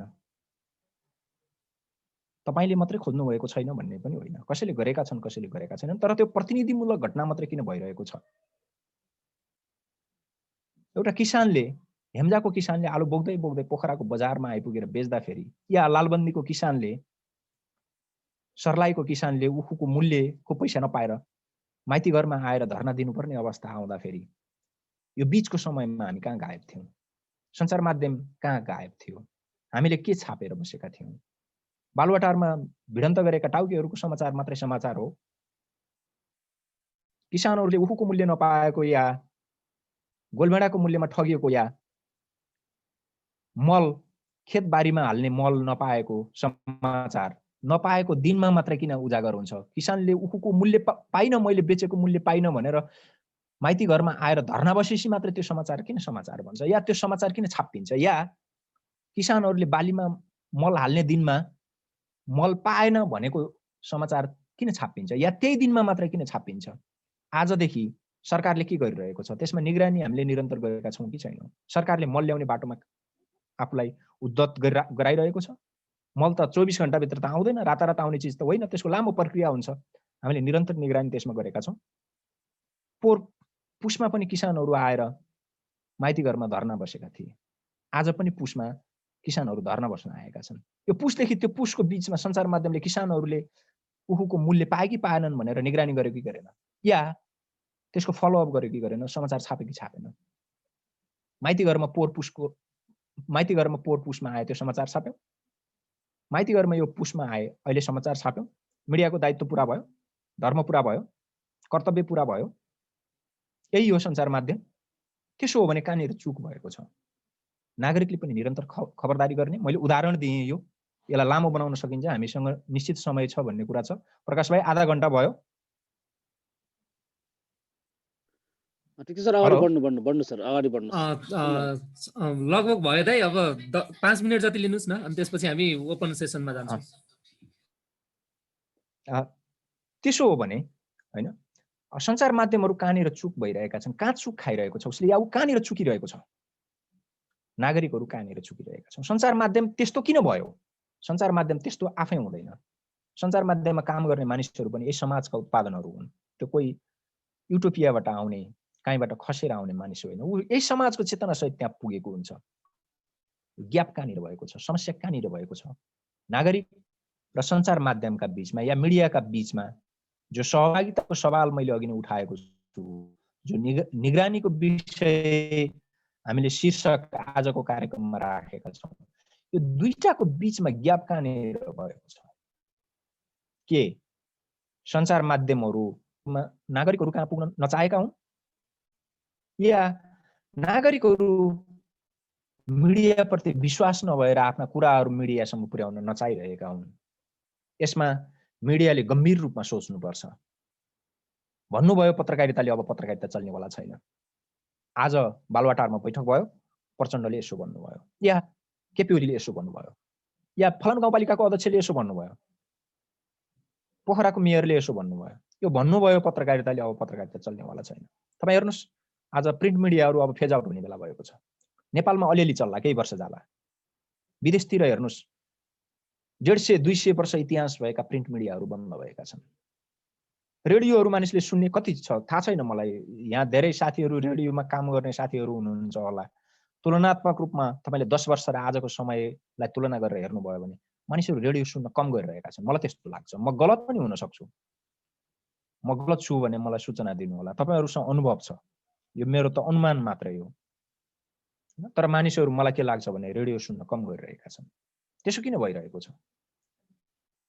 मानिसहरू छिनछिनको समाचारका लागि फेसबुक स्क्रोल गरिरहेका छन्, ट्विटर स्क्रोल गरिरहेका छन्, अनलाइनका भित्ताहरू स्क्रोल गरिरहेका छन्। त्यसो किन भइरहेको छ भने मानिसहरू सन्तुष्ट छैनन्। जे समाचार आइरहेको छ त्यसले उसलाई प्रतिनिधित्व गरिरहेको छैन। जे समाचार आइरहेको छ त्यहाँ ऊ सन्तुष्ट भइरहेको छैन। ऊ छुटिरहेको महसुस गरिरहेको छ, केही न केही अपुग भएको महसुस गरिरहेको छ। त्यसैले उसमा हडबडी छ, त्यसैले उसमा असन्तुष्टि छ, त्यसैले उसमा व्यग्रता छ। नयाँ चिज के आयो? हरेक मानिसले स्ट्याटस लेखिरहेको छ, त्यो हेरेर ऊ सन्तुष्ट भइरहेको। तपाईँको फेसबुकमा कमसेकम 5000 जना साथीहरू छन्, 5000 मानिसहरूले स्ट्याटस लेखेका छन्। त्यो मध्ये 10% तपाईँ कहाँ आएको भए पनि 500 मानिसले केही न केही लेखेका छन्। कसैले समाचार सेयर गरेका छन्, कसैले आफ्नो विचार सेयर गरेका छन्। त्यो हेरिरहेको छ मानिस, त्यसमा सन्तुष्ट छैन। यो देशमा कति अनलाइनहरू छन् मलाई थाहा छैन, किनभने मैले आजको तथ्याङ्क दिएँ भने अहिले बोलिरहेको बेलामा एउटा तथ्याङ्क दिन्छु, 1 घण्टापछि अर्को तथ्याङ्क भइसक्छ। तर म यति भन्न सक्छु, कमसेकम 100 वटा अनलाइन त छन् जसले साँच्चीकै व्यावसायिक पत्रकारिता गर्छु भनेर छिनछिनको घटनाहरू अपडेट गरेर बसेका छन्। कमसेकम त्यो सङ्ख्या 1000 नाग्न सक्छ। तर ती सबै सञ्चार माध्यम हेरेर पनि पुगेको छैन। दैनिक अखबारहरूको आफ्नै अनलाइन छन्, रेडियोहरू पनि अब बिस्तारै अनलाइनमा सुनिन थालेका छन्, टेलिभिजनहरू चाहिँ लाइभ प्रसारण भइरहेका छन्। मानिस कहीँ पनि अडिरहेको छैन, ऊ स्क्रोल गरिरहेको छ, ऊ व्यग्रताका साथ थप समाचारहरू खोजिरहेको छ। किन त्यसो भइरहेको छ भने उसले कहीँ पनि आफूलाई पाएको छैन, आफ्नो दुःखलाई पाएको छैन। आज देशको मात्रै कुरा गरेर हुँदैन, यहाँ थुप्रै साथीहरू, केही साथीहरू जो गोर्खाको पनि हुनुहुँदो रहेछ या बाहिरको पनि हुनुहुँदो रहेछ, उहाँहरू म फलानु देशबाट भनेर नेपालभन्दा बाहिर श्रम शक्ति बेच्न गएका साथीहरू त्यहाँ हुनुहुन्छ। श्रम शक्ति बेच्न अरबको खाडीमा गएको श्रमिकको दुःख हामीले कति टिपेका छौँ। बाकसमा आएका समाचारहरू हामीले धेरै संवेदनशीलताका साथ प्रसारण गरेका छौँ, प्रतिनिधिमूलक घटनाका रूपमा। तर मानिस बाकसमा सुतेर फर्किनुपर्ने अवस्थामा किन पुगिरहेको छ? त्यसका पछाडिका कारणहरू के छन्? उसका दुःख र दर्दहरू के छन्? हामीले रेमिट्यान्सको त्यो पैसा गन्दा फेरि ब्याङ्कबाट रेमिट्यान्स अखडाबाट हातमा आएका पैसा, हातमा गनिएका पैसा या राज्यले दिएको यति अर्ब यति खर्ब रेमिट्यान्स आयो भन्ने आकर्षक तथ्याङ्कहरू हेरेर ओहो रेमिट्यान्स आइरहेको छ भनेर मक्ख परिरहेका छौँ। तर त्यो रेमिट्यान्स देशमा पठाउने श्रमिक जसले आफ्नो पसिना बेचेको छ, आफ्नो आँसु बेचेको छ, सुत्केरी भएको 3 दिन 4 दिन भएको, महिना दिन नकटेकी श्रीमती, सुत्केरी श्रीमती छोडेर गएको छ। दाइ 2 मिनेट सही टाइम। 75-80 वर्षको वृद्ध बा आमालाई छोडेर गएको छ। तिनको दुःखलाई सञ्चार माध्यमले टिपेको छ, तिनको दुःखलाई हामीले प्रसारण गरेका छौँ। विशाल संख्यामा श्रम बेच्न गएका नागरिकहरू, श्रमिकहरू सञ्चार माध्यमबाट छुटिरहेका छन्, तिनको सहभागिता छुटिरहेको छ। जसको हातमा मोबाइल छ, आजको दिनमा हिसाब गर्ने हो भने छिनछिनमा समाचार स्क्रोल गर्ने मानिस कोही छ भने त्यो विदेशमा श्रम शक्ति बेच्न गएको नागरिक छ। ऊ असाध्यै व्यग्र छ, कहीँ पनि उसले आफ्नो समाचार पाउँदैन। अब यसलाई निगरानी कसले गर्ने? हेरि यहीँनिर हामीले छलफल गर्नुपर्छ र मलाई लाग्छ यो छलफल सहभागिताको कोणबाट निगरानी भन्ने शब्द अलि बढी अप्रजातान्त्रिक अलोकतान्त्रिक हुन्छ भन्ने मलाई लाग्छ। मिडियामा नागरिक पनि विभिन्न खालका नागरिक होलान् जो आफ्नो कुरा आफै राख्न सक्छन्, तिनका कुरा मिडियाले दिइराख्नु पर्दैन। प्रचण्डका कुरा आफै भन्न सक्नुहुन्छ। नारायण काजीको अस्ति समस्या आयो, विवादमा पर्नु हो, नारायण काजीको बारेमा कसैले बोलिरहनु पर्दैन, किनभने उहाँ आफै आफ्नो कुरा राख्न सक्नुहुन्छ। मिडियाहरू उहाँको प्रवक्ता बनिरहनु पर्दैन। उहाँ त्यति कमजोर मानिस होइन कि उहाँको कुरा कुनै मिडियाले बोलिदिनु परोस्। उहाँका कुरा सत्य तथ्य के हो त्यो राख्ने कुरा हुन्छ, तर पक्षधरता लिएर बोलिरहनु पर्छ, मलाई त्यस्तो लाग्दैन। पक्षधरता, मिडिया निष्पक्ष हुँदैन, मिडियाको पक्षधरता हुन्छ। किनभने समाजै वर्गीय समाज छ, वर्गीय समाजमा पक्षधरता हुन्छ, निष्पक्ष हुँदैन। म निष्पक्ष भन्ने शब्द मान्न तयार छैन, तर गरिखाने मानिसका, भुइँका मानिसहरू, श्रमिक मानिसहरू जो निरक्षर छन्, बोल्न सक्दैनन्, लेख्न सक्दैनन्, ती मानिसहरूको पक्षमा मिडिया उभिनै पर्छ, तिनको प्रवक्ता बन्नै पर्छ, तिनलाई बाँडी दिनै पर्छ। र त्यसो गरेर मिडियाले आफूलाई नागरिकका बीचमा सहभागिताको कोणबाट अगाडि बढायो भने मिडियाको पनि भविष्य उज्जवल छ, नागरिकको पनि जिन्दगी योभन्दा अलि सजिलो हुन्छ। शासकहरू उत्तरदायी बन्छन्, भ्रष्टाचार गर्न डराउने बन्छन्। शासकहरू मिडियाले कमसेकम चाहिँ निगरानी गरिरहेको छ, खबरदारी गरिरहेको छ र त्यसमा जनताहरू, नागरिकहरू जोडिएका छन् भनेर घुस खान अगाडि एकचोटि सोच्ने भन्छन्। कमसेकम त्यति भयो भने समाज आजको भन्दा अलि गतिलो होला कि के हो? त्यही होला दाइ। ओके दाइ, अब हजुरको यो आधा घन्टा भनेको नि अलिक बढी टाइम भयो होइन? जहाँसम्म लाग्छ साथीहरूको प्रश्नको वैरो लाग्नुपर्ने हो। एउटा मात्रै प्रश्न आइरहेछ भनेपछि त अहिले सन्तुष्ट पार्नुभयो भन्ने हो होइन? एकजना बाबुराम भण्डारी सरले हामीलाई मेसेन्जरमा एउटा प्रश्न सोध्नु भएको छ। मिडिया स्वतन्त्र वा निष्पक्ष छ भन्ने थाहा पाउनको लागि केही सूचकहरू विकास भएका छन् भने बुँदागत रूपमा थाहा पाउँ भन्नुभएको छ। अनि अर्को कुरा, अचेल सम्पादकहरूले सामूहिक रूपमा वक्तव्य पनि निकाल्न थालेका छन्। यस्ता वक्तव्यप्रति आलोचना र व्यङ्ग्य पनि हुन थालेको छ। सम्पादकहरू एक भएर वक्तव्य दिनु भनेको मिडिया स्वतन्त्र भएको हुनु हो भनेर पनि प्रश्न गर्नुभएको छ। यो प्रश्नको उत्तर दिइहालौँ। अरू साथीहरू चाहिँ त्यस्तो प्रश्न छ भने ह्यान्ड राइज गरेर तपाईँले अबको 10 मिनटभित्रमा ह्यान्ड राइज गर्नु होला अनि उठाउनु होला, र केही त्यस्तो कमेन्ट छ भने लेख्नु होला। दाइले चाहिँ यो प्रश्नको उत्तर दिँदै गर्नुहुन्छ। मसँग पनि केही प्रश्नहरू छन् दाइको लागि।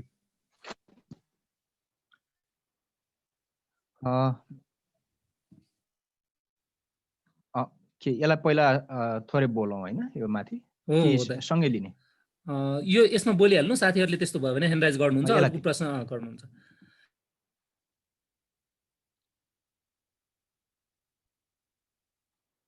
यसलाई सम्बोधन गरिहालौँ दाइ। हजुर, मलाई के लाग्छ भने मैले अघि पनि थोरै यसमा बोलेको छु भन्ने लाग्छ। निष्पक्ष भन्ने जुन कुरा छ, म निष्पक्षतामाथि विश्वास राख्दिनँ होइन। म गलत पनि हुन सक्छु या मैले जे भने त्यसमा तपाईँ असहमतको अधिकार। समाज ध्रुवीकृत छ होइन, समाजमा पक्ष छन्, समाजमा विपक्ष छन्। त्यहाँ तटस्थताको कुरा जाली कुरा हो, त्यो झुट कुरा हो। र मलाई के लाग्छ भने समाज यति धेरै ध्रुवीकृत भइरहेको छ, पक्ष विपक्षमा छ। एकातिर गरिखाने मानिसहरू असाध्यै पीडित भइरहेका छन्, अर्कोतिर मुठीभर मानिसहरू रातारात धनी भइरहेका छन्, कमाइरहेका छन् गरिबहरूमाथि चुसेर शोषण गरेर। त्यस्तो ठाउँमा तपाईँ निष्पक्षताको गीत कसैले गाएको निष्पक्षताको गीतलाई किन विश्वास गरेर चाहिँ आफूलाई दुःख दिनुहुन्छ? त्यो नगर्नुहोस्। निष्पक्षता हुँदैन भन्ने नै मैले अघि नै राखिसकेपछि अब निष्पक्षताका आधारहरू त मैले मान्दिनँ, के अरे भन्दिनँ। तर मैले अघि नै भने जस्तै मिडियाले नागरिकको पक्षधर्ता लियो कि लिएन, जनताको पक्षधर्ता लियो कि लिएन भन्ने कुरा चाहिँ मलाई लाग्छ यसमा मैले तपाईँलाई पोइन्ट दिइरहनु पर्दैन। त्यहाँ चाहिँ नागरिकहरूको समाचार कति आइरहेको छ, नेताहरूका ठुला नेताहरूको चाहिँ पक्ष मात्रै आइरहेको छ। उनीहरूले भन्नुभयो यसो गर्नुभयो, आज चाहिँ फलानु ठाउँमा चिया खानुभयो, यति मिनट भेट्नुभयो, फलानु वहाँ चाहिँ जानुभयो, फलानुले फलानुलाई यसरी चाहिँ मजाले भन्नुभयो भन्ने खालको समाचार मात्रै आइरहेको छ कि किसानले मल नपाएको होइन, नागरिकले चाहिँ उखु बेचेको मूल्य नपाएको, त्यसको कारण के हो भन्ने कुरा पनि पाइरहेको छ या चाहिँ छापिरहेको छ, प्रसारण गरिरहेको छ कि छैन भन्ने कुराले नै उसले कतिको सही पक्षधर्ता लिएको छ या गलत पक्षमा छ भन्ने कुरा चाहिँ निर्धारण गर्छ होला। दाइ अब यहाँ चाहिँ सम्पादकहरूको हजुर हजुर दाइ, म सम्पादकमा आउँदैछु होइन। अब जहाँसम्म सम्पादकको कुरा छ, सम्पादकको कुरा पनि अहिलेको त्यही पक्षको यहीँनिर अघि चाहिँ जो हामीले निष्पक्षताको रटान सञ्चार माध्यमले दिन्छन्, एउटा निश्चित बिन्दुसम्म उस निष्पक्षताको रटान दिन्छ जति बेलासम्म उसको स्वार्थमाथि कसैले धक्का दिँदैन।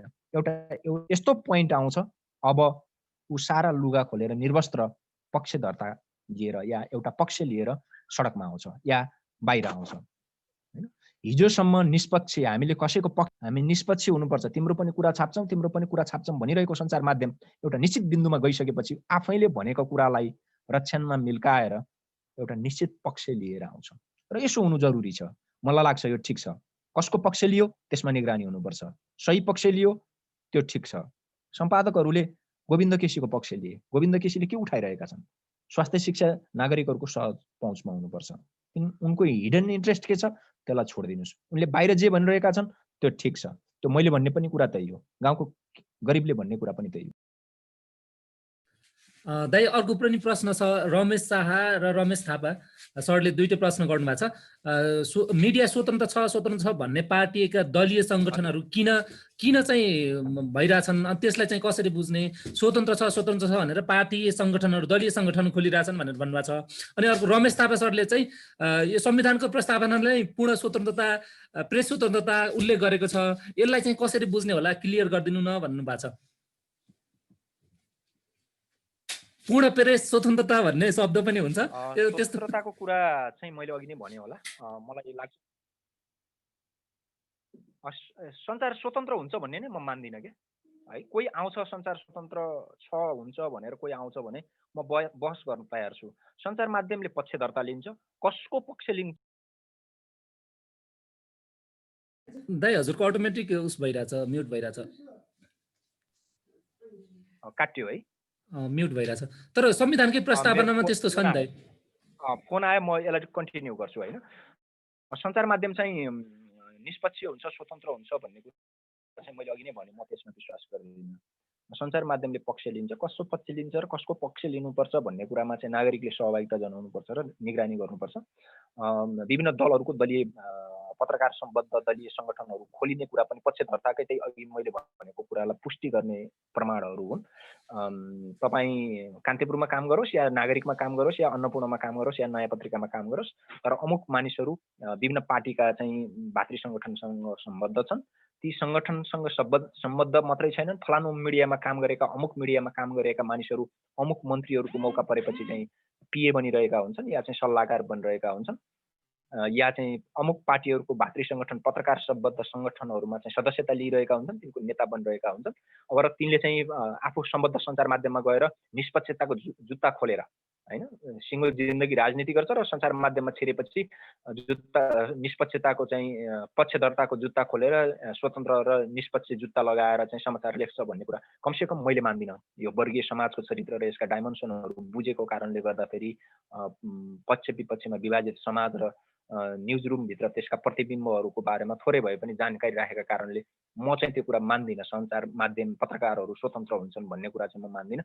कसको पक्ष लिन्छ भन्ने कुरा चाहिँ म मान्छु हैन। सकेसम्म ठुला मानिसहरूको अगाएका मानिसहरूको अब चिल्लो गाला भएका मानिसहरूको पक्ष लिन्छ कि झुपडीमा बसेका गरिब इटा बोकिरहेको गिटी कुटिरहेको मानिसको पक्ष लिन्छ भन्ने कुरा चाहिँ महत्त्वपूर्ण कुरा हुन्छ र हामीले यसैमा नै ध्यान दिनुपर्छ। सञ्चार माध्यम निष्पक्ष हो भन्ने पनि होइन, तिमीले चाहिँ गरी खाने मान्छेको पक्ष लिऊ भन्ने नै हो हामीले। यो कुरा चाहिँ यही लाग्छ मलाई। अर्को चाहिँ संविधानमा प्रेस स्वतन्त्रताको कुरा छ।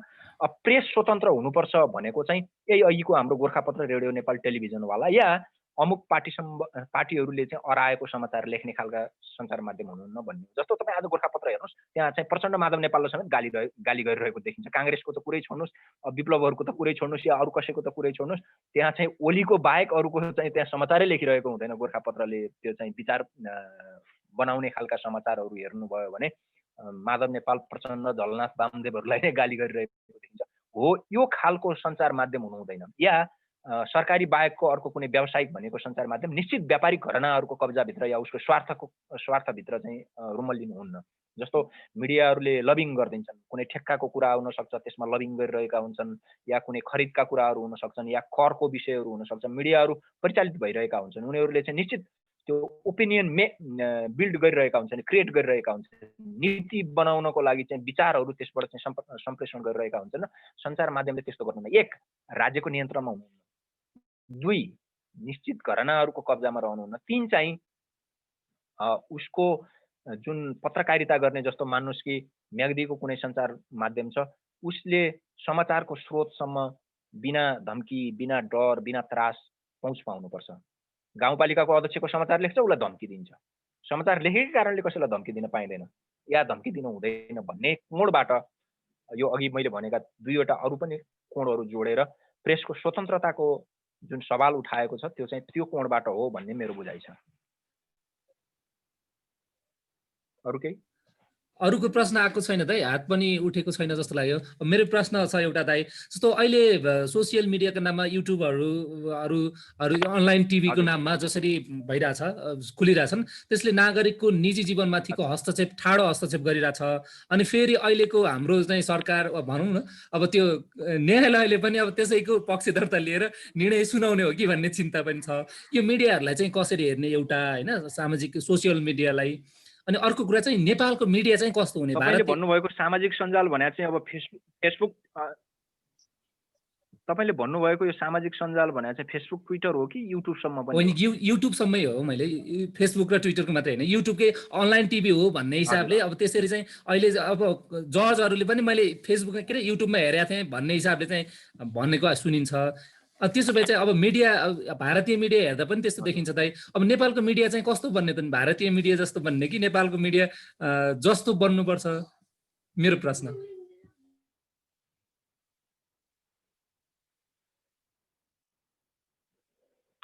होइन, यो अरू जस्तो किन बन्नु पर्यो? आफू जस्तो बन्ने हो नि होइन।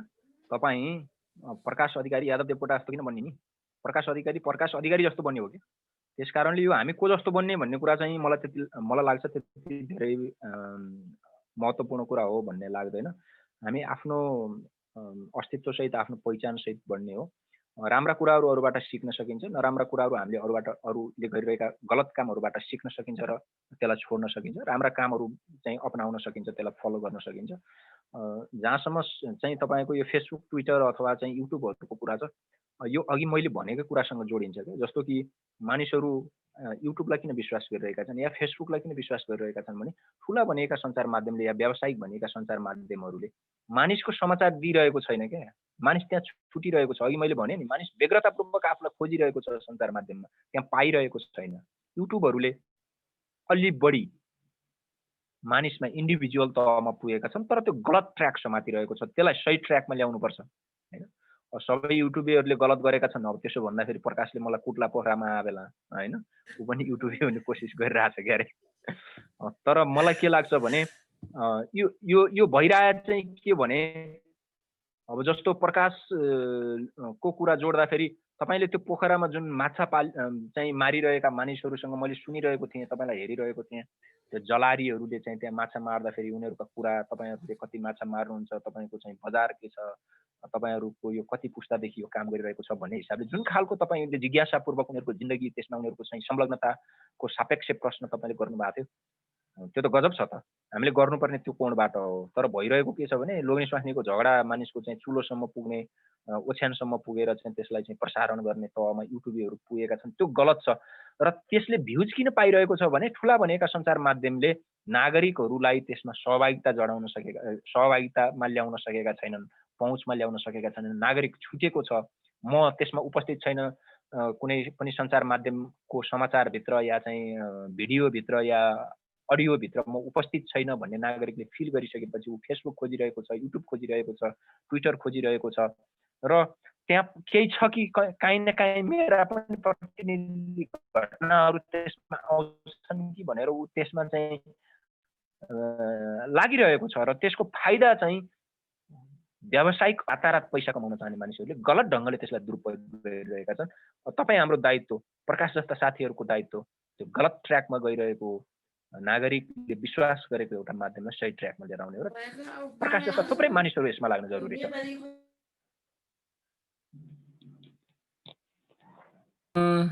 अरू साथीहरूको प्रश्न आएको छैन? मेरो एउटा अन्तिम प्रश्न छ, त्यसपछि छुटपुट भयो भने ल्याउँला। जस्तो पश्चिमा देशहरूमा चाहिँ मिडियाले कस्तो सामग्रीहरू प्रस्तुत गरे, त्यसमा समाजमा राम्रो र नराम्रो के प्रभाव पारे भन्ने अध्ययन विश्लेषण गर्ने र त्यसको दुष्प्रभावको बारेमा अध्ययन अनुसन्धान गरेर त्यसलाई चाहिँ एउटा निचोड निकालेर फेरि त्यसलाई चाहिँ वाचडगको रूपमा हेर्ने अभ्यास छ। नेपालमा त्यस्तो छ कि छैन? अनि छ भने कस्तो कस्तो अभ्यास छ, छैन भने चाहिँ किन सुरुवात हुन नसकेको होला? यो मेरो अन्तिम प्रश्न हो दाइ।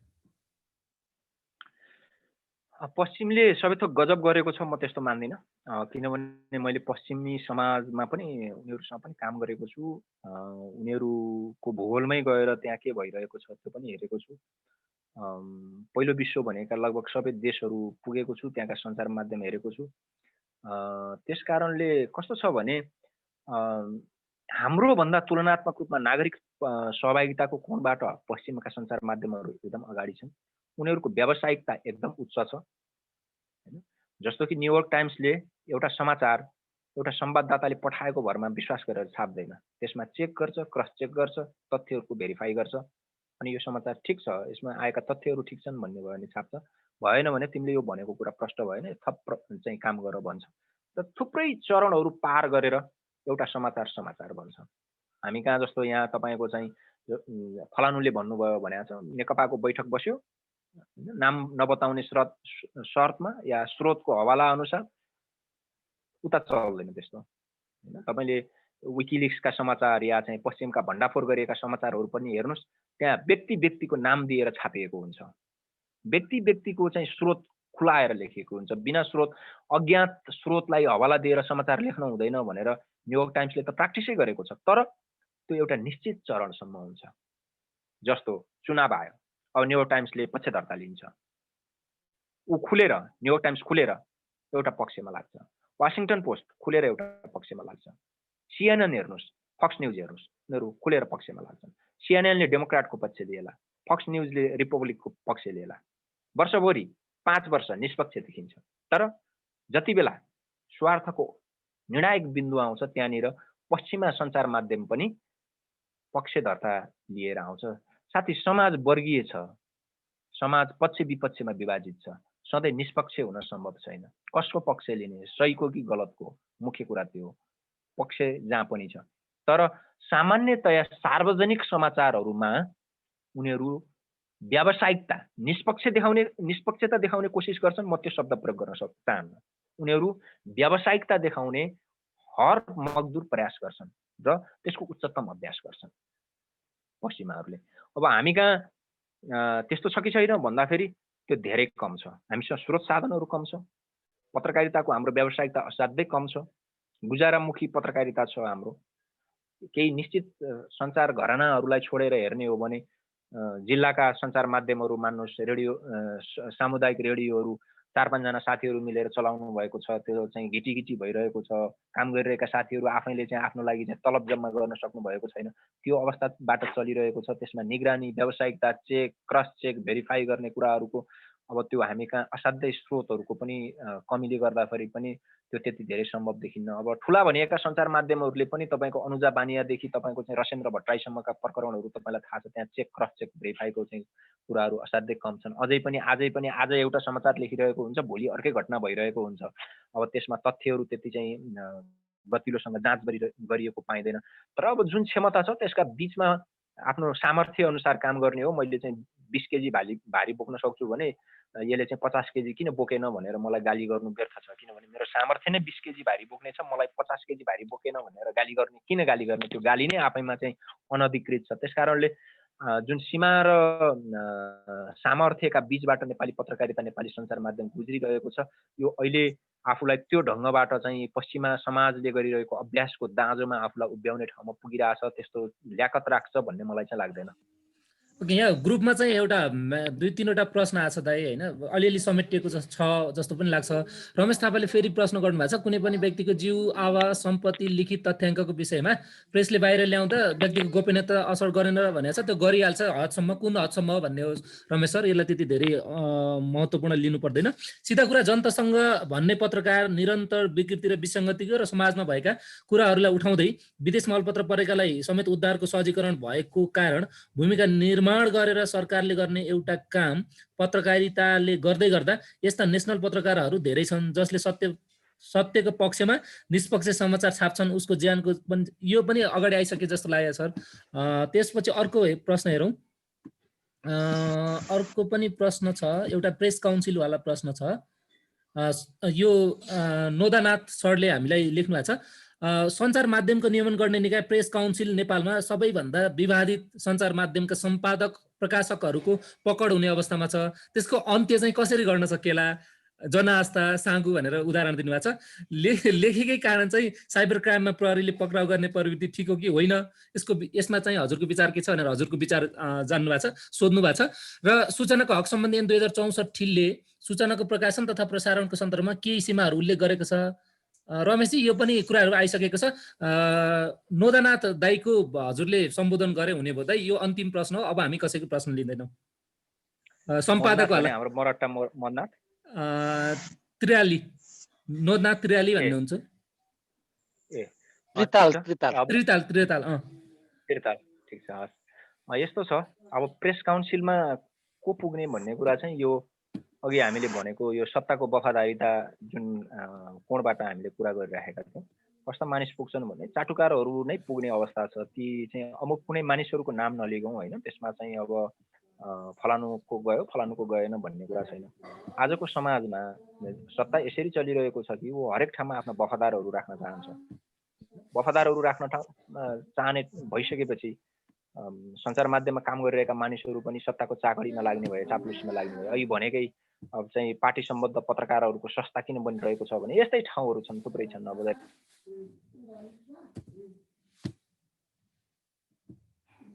जस्तो कि कोही अलि बढी जनताको पक्षमा लिइरहेको र सत्ताको विपक्षमा पत्रकारिता गरिरहेको मानिस यस्तो ठाउँहरूमा पुगेको तपाईँले कहीँ देख्नु भएको छ? गोर्खापत्रको सम्पादक या राजस्वको चाहिँ महाप्रबन्धक या नेपाल टेलिभिजनको चाहिँ महाप्रबन्धक सत्तालाई आलोचनात्मक दृष्टिकोण राख्ने र जनताको पक्षमा आफूलाई उभ्याउने कोही मानिस त्यहाँ नियुक्त भइरहेको तपाईँ हामीले देखेका छौँ। आजसम्मको त्यस्तो इतिहास छ, मलाई लाग्दैन कि त्यस्तो इतिहास छ। त्यसकारणले के हुन्छ भने यस्ता ठाउँमा जाने मानिसहरू को व्यक्ति को गयो भन्ने कुरा हामीले हेर्ने होइन, त्यहाँ जाने प्रवृत्ति के हो भनेर हेर्ने हो भने सत्ताको चाकडी गर्नेहरू, दलाली गर्नेहरू, नाङ्गै चाहिँ शासकहरूको चाहिँ स्तुति गाउने मानिसहरू त्यहाँ पुगिरहेका छन् भने ती कसरी तपाईँको चाहिँ विवादित नहुने या जनताको पक्षमा उभिने या चाहिँ सहीका पक्षमा उभिने कुरा तपाईँ कसरी कल्पना गर्न सक्नुहुन्छ? त्यो कल्पना तपाईँले जे गरिरहनु भएको छ त्यसको जग बलियो छैन भन्ने। अर्को के थियो प्रश्न? साइबर क्राइम वाला लेखेकै कारणले साइबर क्राइममा प्रहरीले पक्राउ गर्न मिल्छ कि मिल्दैन भन्नुहुन्छ? अब संविधानले के भन्छ भने हरेक नागरिकलाई आफ्नो अभिव्यक्ति गर्ने अधिकार हुन्छ भन्ने कुरा चाहिँ संविधानले ग्यारेन्टी गरेको छ। अब सत्तालाई के लाग्यो भने एउटा निश्चित कोणमा हरेक नागरिक मुखर भएर आयो, आफूलाई अभिव्यक्त गर्यो भने सत्तामाथि नै स्वाभाविक रूपमा त्यसको निशाना केन्द्रित हुन्छ। त्यसो भएपछि सत्ताले गरिरहेका गलत काम, जस्तो देशमा चाहिँ लकडाउन भयो, मजदुरहरू तपाईको चाहिँ खाली खुट्टा हिँड्दै काठमाडौँदेखि महेन्द्रनगरसम्म मार्च गरे। त्यो पनि कस्तो भने खाली खुट्टा पछाडि ढाडमा बच्चा च्यापेर मजदुरहरू काठमाडौँदेखि महेन्द्रनगरसम्म हिँडे। अब त्यो फोटो सुरुमा पत्र पत्रिकाले सार्वजनिक गरेनन्, सामाजिक सञ्जालले सार्वजनिक गर्यो। त्यसले अन्ततगत हमला सत्तामाथि गर्यो। सत्ता त्यो चाहँदैन, ऊ त्यस्तो विरूप तस्बिर, उसलाई त्यो तस्बिर विरूप लाग्छ, कुरूप लाग्छ। किनभने ऊ सत्तामा बसेर शानदार र सुन्दर जिन्दगी बाँचिरहेको छ। ढाडमा बच्चा च्यापेर नाङ्गै खुट्टा काठमाडौँदेखि महेन्द्रनगरसम्म हिँडिरहेको तस्बिर सिंहदरबारमा बसेर बालुवाटारमा बसेर काजु चबाइरहेको मानिसलाई सुन्दर लाग्छ? ऊ त्यो हेर्न सक्छ? त्यसकारणले ऊ यसमा निगरानी गर्न चाहन्छ। एउटा मजदुर कीर्तिपुरको सडकमा नाम्लो च्यापेर सडक पेटीमा मर्यो। 3 अर्ब पैसा हेलिकप्टर, कारपेट, गाडीका शीर्षकमा विनियोजन गरेर शीतल निवासमा बसिरहेको महामहिमलाई एउटा मजदुरले नाम्लो च्यापेर सडक पेटीमा मरिरहेको दृश्य सुन्दर लाग्छ? त्यो कुरूप लाग्छ, उहाँको निन्द्रा बिग्रिन्छ, त्यो सपना बिग्रिन्छ। त्यसकारणले सत्ता यसलाई बन्देज गर्न चाहन्छ। मैले सिम्बोलमा भने यो है, तपाईहरुले यसलाई चाहिँ बिम्बको रूपमा बुझ्नुहुन्छ भन्ने मलाई लाग्छ। त्यसकारणले सत्ता नागरिकको यो जुन चाहिँ खुलेर आफूलाई अभिव्यक्त गर्ने बानी अभ्याससँग त्रस्त हुन्छ, संसारभरि नै यस्तो हुन्छ। अब हामीले अघि प्रश्न आयो पश्चिमा समाज अथवा पश्चिमा चाहिँ जगत असाध्यै उदार छ भन्ने।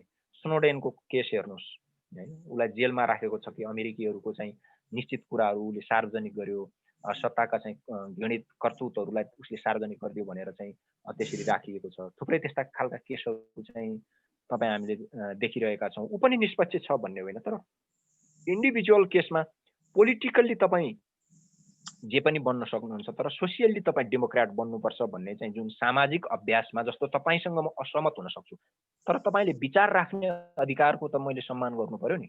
तपाईसँग म असहमत हुन सक्छु, तपाईँको विचार मलाई मन नपर्न सक्छ, म त्यसलाई अस्वीकार गर्न सक्छु, तर तपाईँलाई नै अस्वीकार गर्ने या तपाईँ व्यक्तिलाई नै अस्वीकार गर्ने सोसियल्ली तपाईँको चाहिँ यो फाँसीवादी तानाशाही जुन प्रवृत्ति छ, सत्ताले त्यसलाई प्रतिनिधित्व गर्छ र ऊ समाजको आवाजमाथि जहिले पनि दमन गर्न चाहन्छ। यो गलत छ, यसको त पक्षमा हामी उभिने कुरै हुँदैन नि। मानिसहरूले होइन, तपाईँको चाहिँ अरबमा गएको मजदुरले फेसबुकमा आफ्नो दुःखको कुरा व्यक्त गर्ने या दूतावासले उसलाई नहेरेको या सत्ताले चाहिँ उसको दुःख दर्द पसिना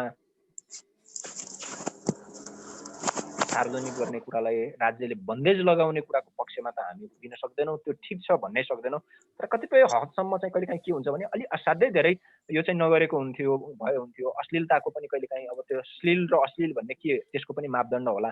ठिक र बेठिक के भन्ने त्यसको पनि मापदण्ड होला। कसको लागि ठिक, कसको लागि बेठिक भन्ने पनि कुरा होला। कसको लागि श्लील, कसको लागि अश्लील भन्ने पनि कुरा होला। तर सामान्यतया सामाजिक चाहिँ चेतनाको जगमा उभिएर आफू जुन समाजमा बाँचेको उभिएको छ, त्यो समाजको चेतनालाई अलि बढी घिन लाग्ने, अलि बढी यसले त बेठिक गर्यो भन्ने खालका बाहेक सामान्यतया चाहिँ नागरिकले व्यक्त गरेका अभिव्यक्तिहरूलाई, उसका चाहिँ धारणाहरूलाई, विचारहरूलाई राज्यले चाहिँ बन्देज लगाउने, सेन्सर गर्ने कुरा जुन छ, त्यो कुराको पक्षमा उभिन सकिँदैन र त्यो ठिक हुँदैन भन्ने नै लाग्छ। लगभग समय पनि सकिएको छ, तर एउटा राजेन्द्र सरले मैले एउटा क्वेसन गर्न सक्छु भनेर प्रश्न गर्नुभएको छ। राजेन्द्र सर, समय सकिएको छ। खास हामीले 8:20 जाँदै सक्ने भनेको 5 मिनट हामी लेट भइसक्यौँ। एकदमै छोटोमा के भूमिका नबाँधिकन अब तपाईँ पनि गोर्खाको हुनुहुँदो रहेछ, गोर्खाको लागि एउटा प्रश्न गरिहाल्नुहोस् न त ल। गोर्खाको भएर छुट भयो है राजेन्द्र सर?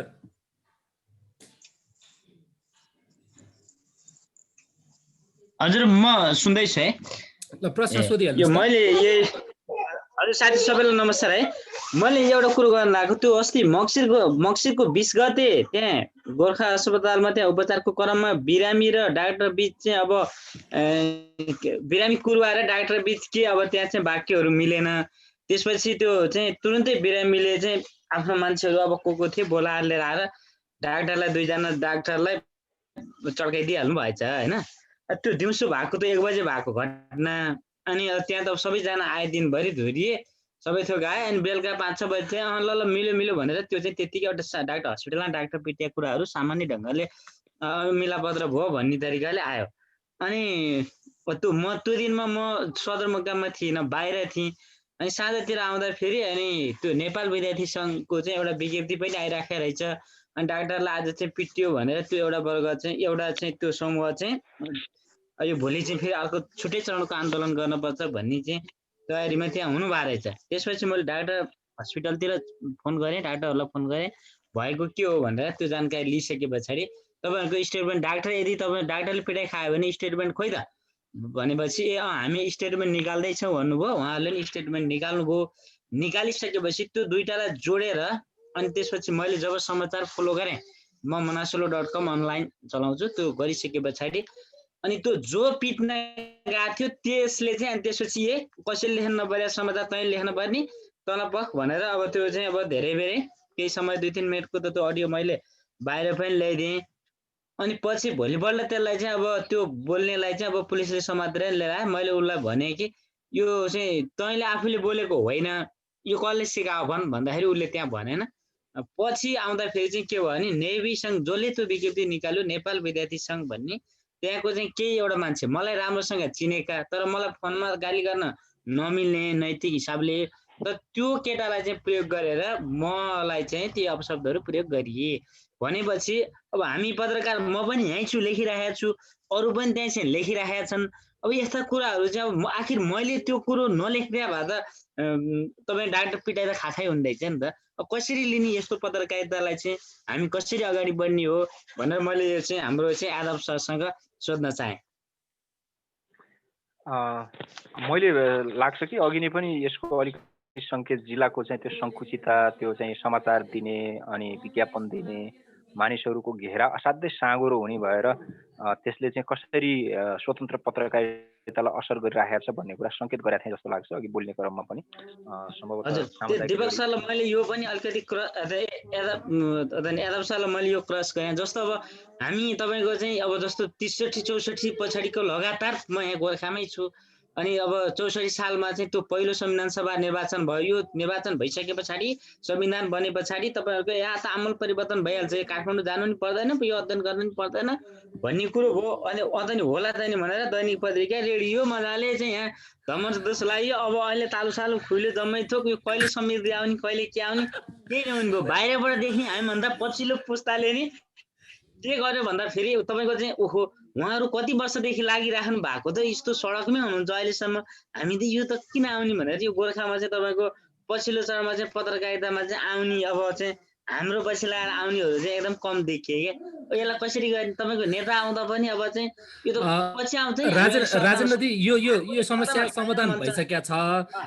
यादव सरले तपाईँको सम्बोधन गरिसक्नु भएको छ समस्या।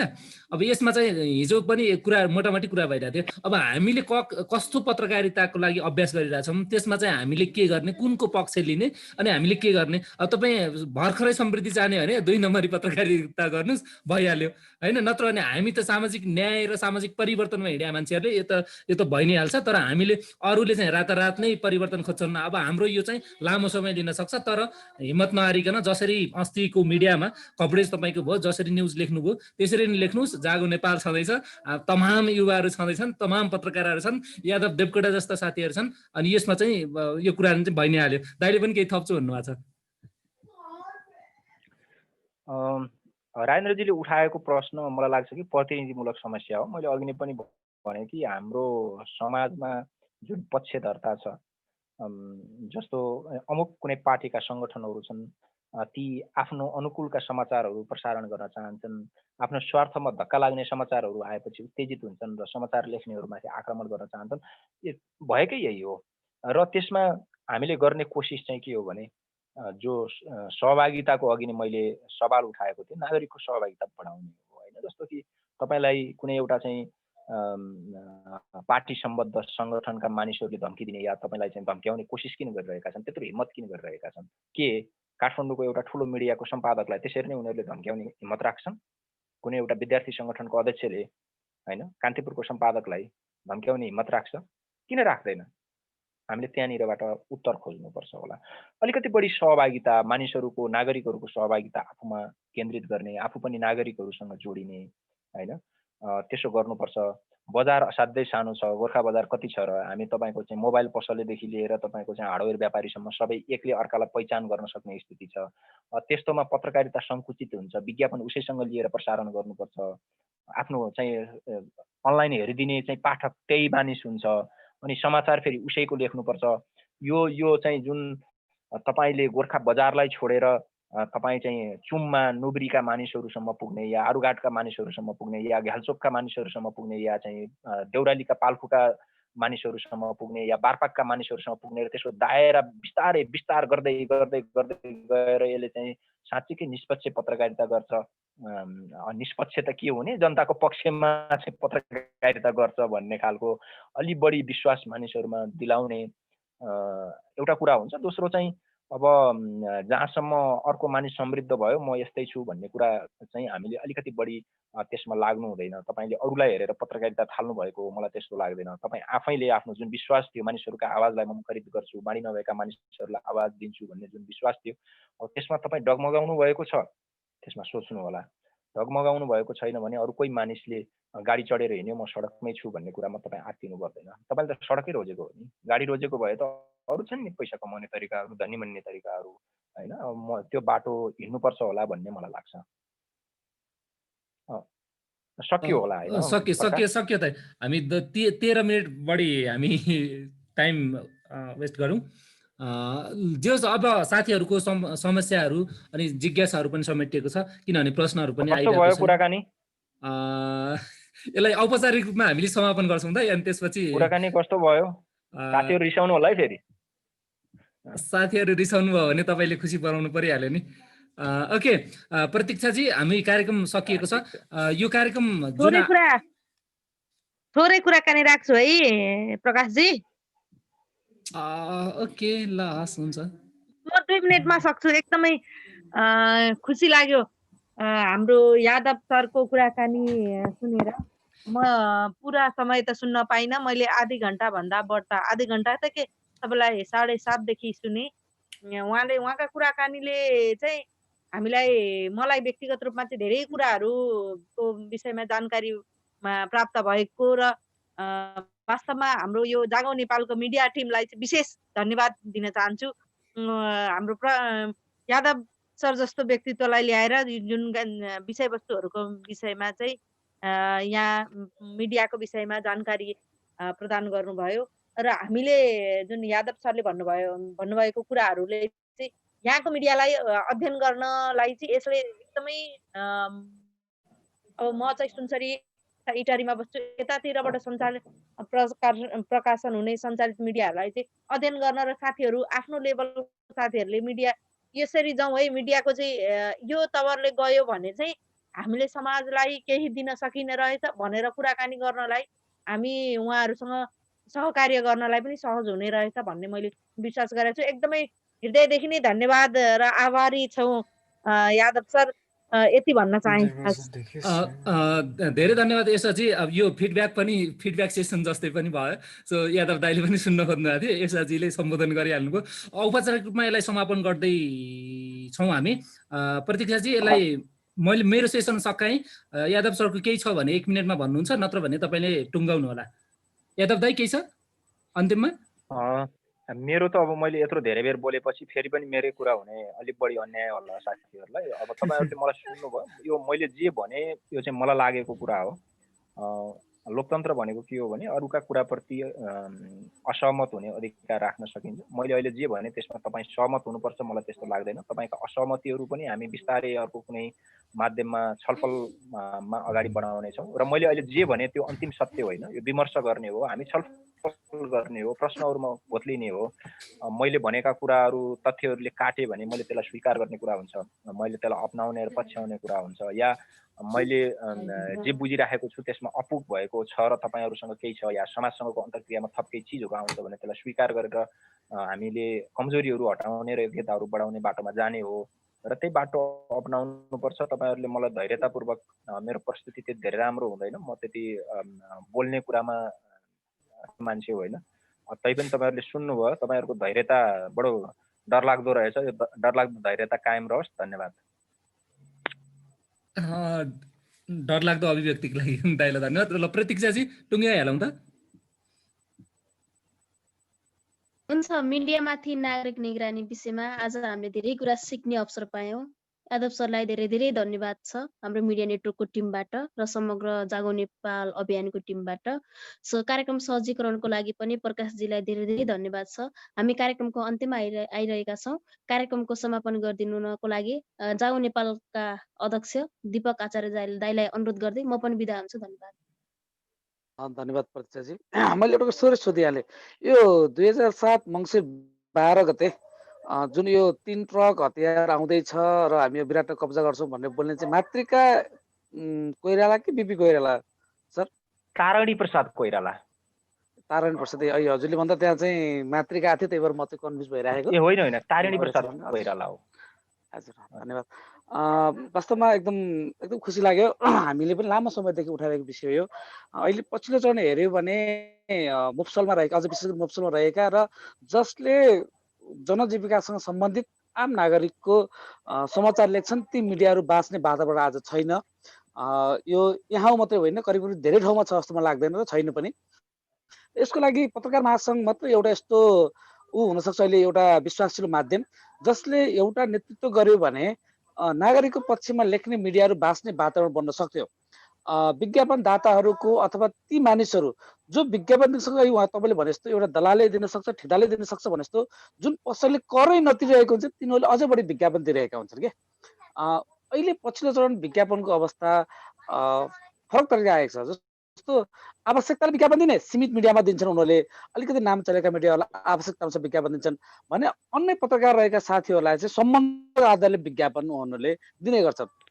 सम्बन्धको आधारले दिनेहरूले के गर्छन्, मागेपछि त्यही ल्याएर विज्ञापन दिने कि हामी माग्न गएपछि विज्ञापन पाइन्छ। माग्न जाँदा पत्रकारलाई के पिराउने भनेर 1000, 1500, 2000, 5000, 10,000, 15,000, 20,000 रुपियाँ यसरी विज्ञापन आउने गरेको छ। त्यो सम्बन्धले गर्दा पनि समाचार लेखाइ चाहिँ कडा हुन सकिरहेको छैन भन्ने कुरा हामी सहमत छौँ र हामीले जागो नेपाल मिडिया नेटवर्कले अब यसलाई चिर्नुपर्छ भन्ने छ। तर अहिले हामी त्यो शक्तिमा पुगिसकेका छैनौँ। पत्रकार महासङ्घले जस्तो हामीले त्यो विश्वास सबैको जित्न सक्ने गरी हामी त्यो छातामुनि आएर त्यो समस्या समाधान हुन सक्ने गरी हामी चाहिँ पुगिसकेको अवस्था छैन। अब हामी बिस्तारै एउटा अवस्था गइसकेपछि पत्रकार महासङ्घलाई यो अनुरोध गर्नेछौँ कि आम नागरिकको पक्षमा समाचार लेख्ने मिडिया बाँच्ने वातावरण पनि छुट्टै छ। जस्तो हामी अहिले के छ भन्दा एउटा मान्छेले पत्रकार सम्मेलन गर्यो भने 100 पत्रकारहरू त्यहाँ पुग्छन्, उसले चिया दिन्छ, बिस्कुट दिन्छ, हरेक खर्च दिन्छ। त्यतिको आधारमा उसले थुप्रै ठाउँमा चाहिँ हाम्रो पत्रिकामा चाहिँ मेन हेडलाइनमै उसले स्थान पाउँछ क्या। तर उसको इतिहास हेऱ्यो भने उसले मिडियाको संरक्षणको लागि, मिडिया पनि उद्योग हो, मिडिया नि बाँच्नुपर्छ भने उसले कहिले पनि लगानी गरेको हामी देख्दैनौँ।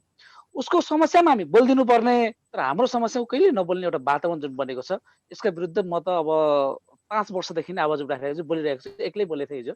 मिडियामा मार्केटिङ गरेको अवस्था पनि मेरो भएको कारणले गर्दा पनि यो लामो समय यो ज्ञान चाहिँ पनि रह्यो मलाई। आज एकदम खुसी लाग्यो र हामी जागो नेपाल मिडिया नेटवर्कले अब नागरिकको पक्षमा समाचार लेख्ने पत्रकार र त्यो मिडिया कसरी बाँच्न सक्छ भन्ने एउटा करिब खाका चाहिँ हामी बनाएका छौँ। वैशाख 2 गते हामी त्यो खाका पनि सायद बाहिर ल्याउँछौँ होला। त्यो बेला हामी कति शक्ति हुन्छौँ भन्ने हेरौँ। त्यसपछि अरू नसके पनि हाम्रो नेटवर्कका साथीहरूले त्यो विषयमा लेखेको कुराको चाहिँ प्रभावित गर्ने र हामीले उहाँहरूलाई यो बेसबाट चाहिँ आर्थिक रूपमा तपाईँ सबल हुन सक्नुहुन्छ भन्ने कुरा एउटा योजना दिने तयारी चाहिँ सायद यसले देशव्यापी एउटा अभियानको रूप लिएला अथवा सानो झिल्को पनि सुरु हुन्छ भन्ने छ।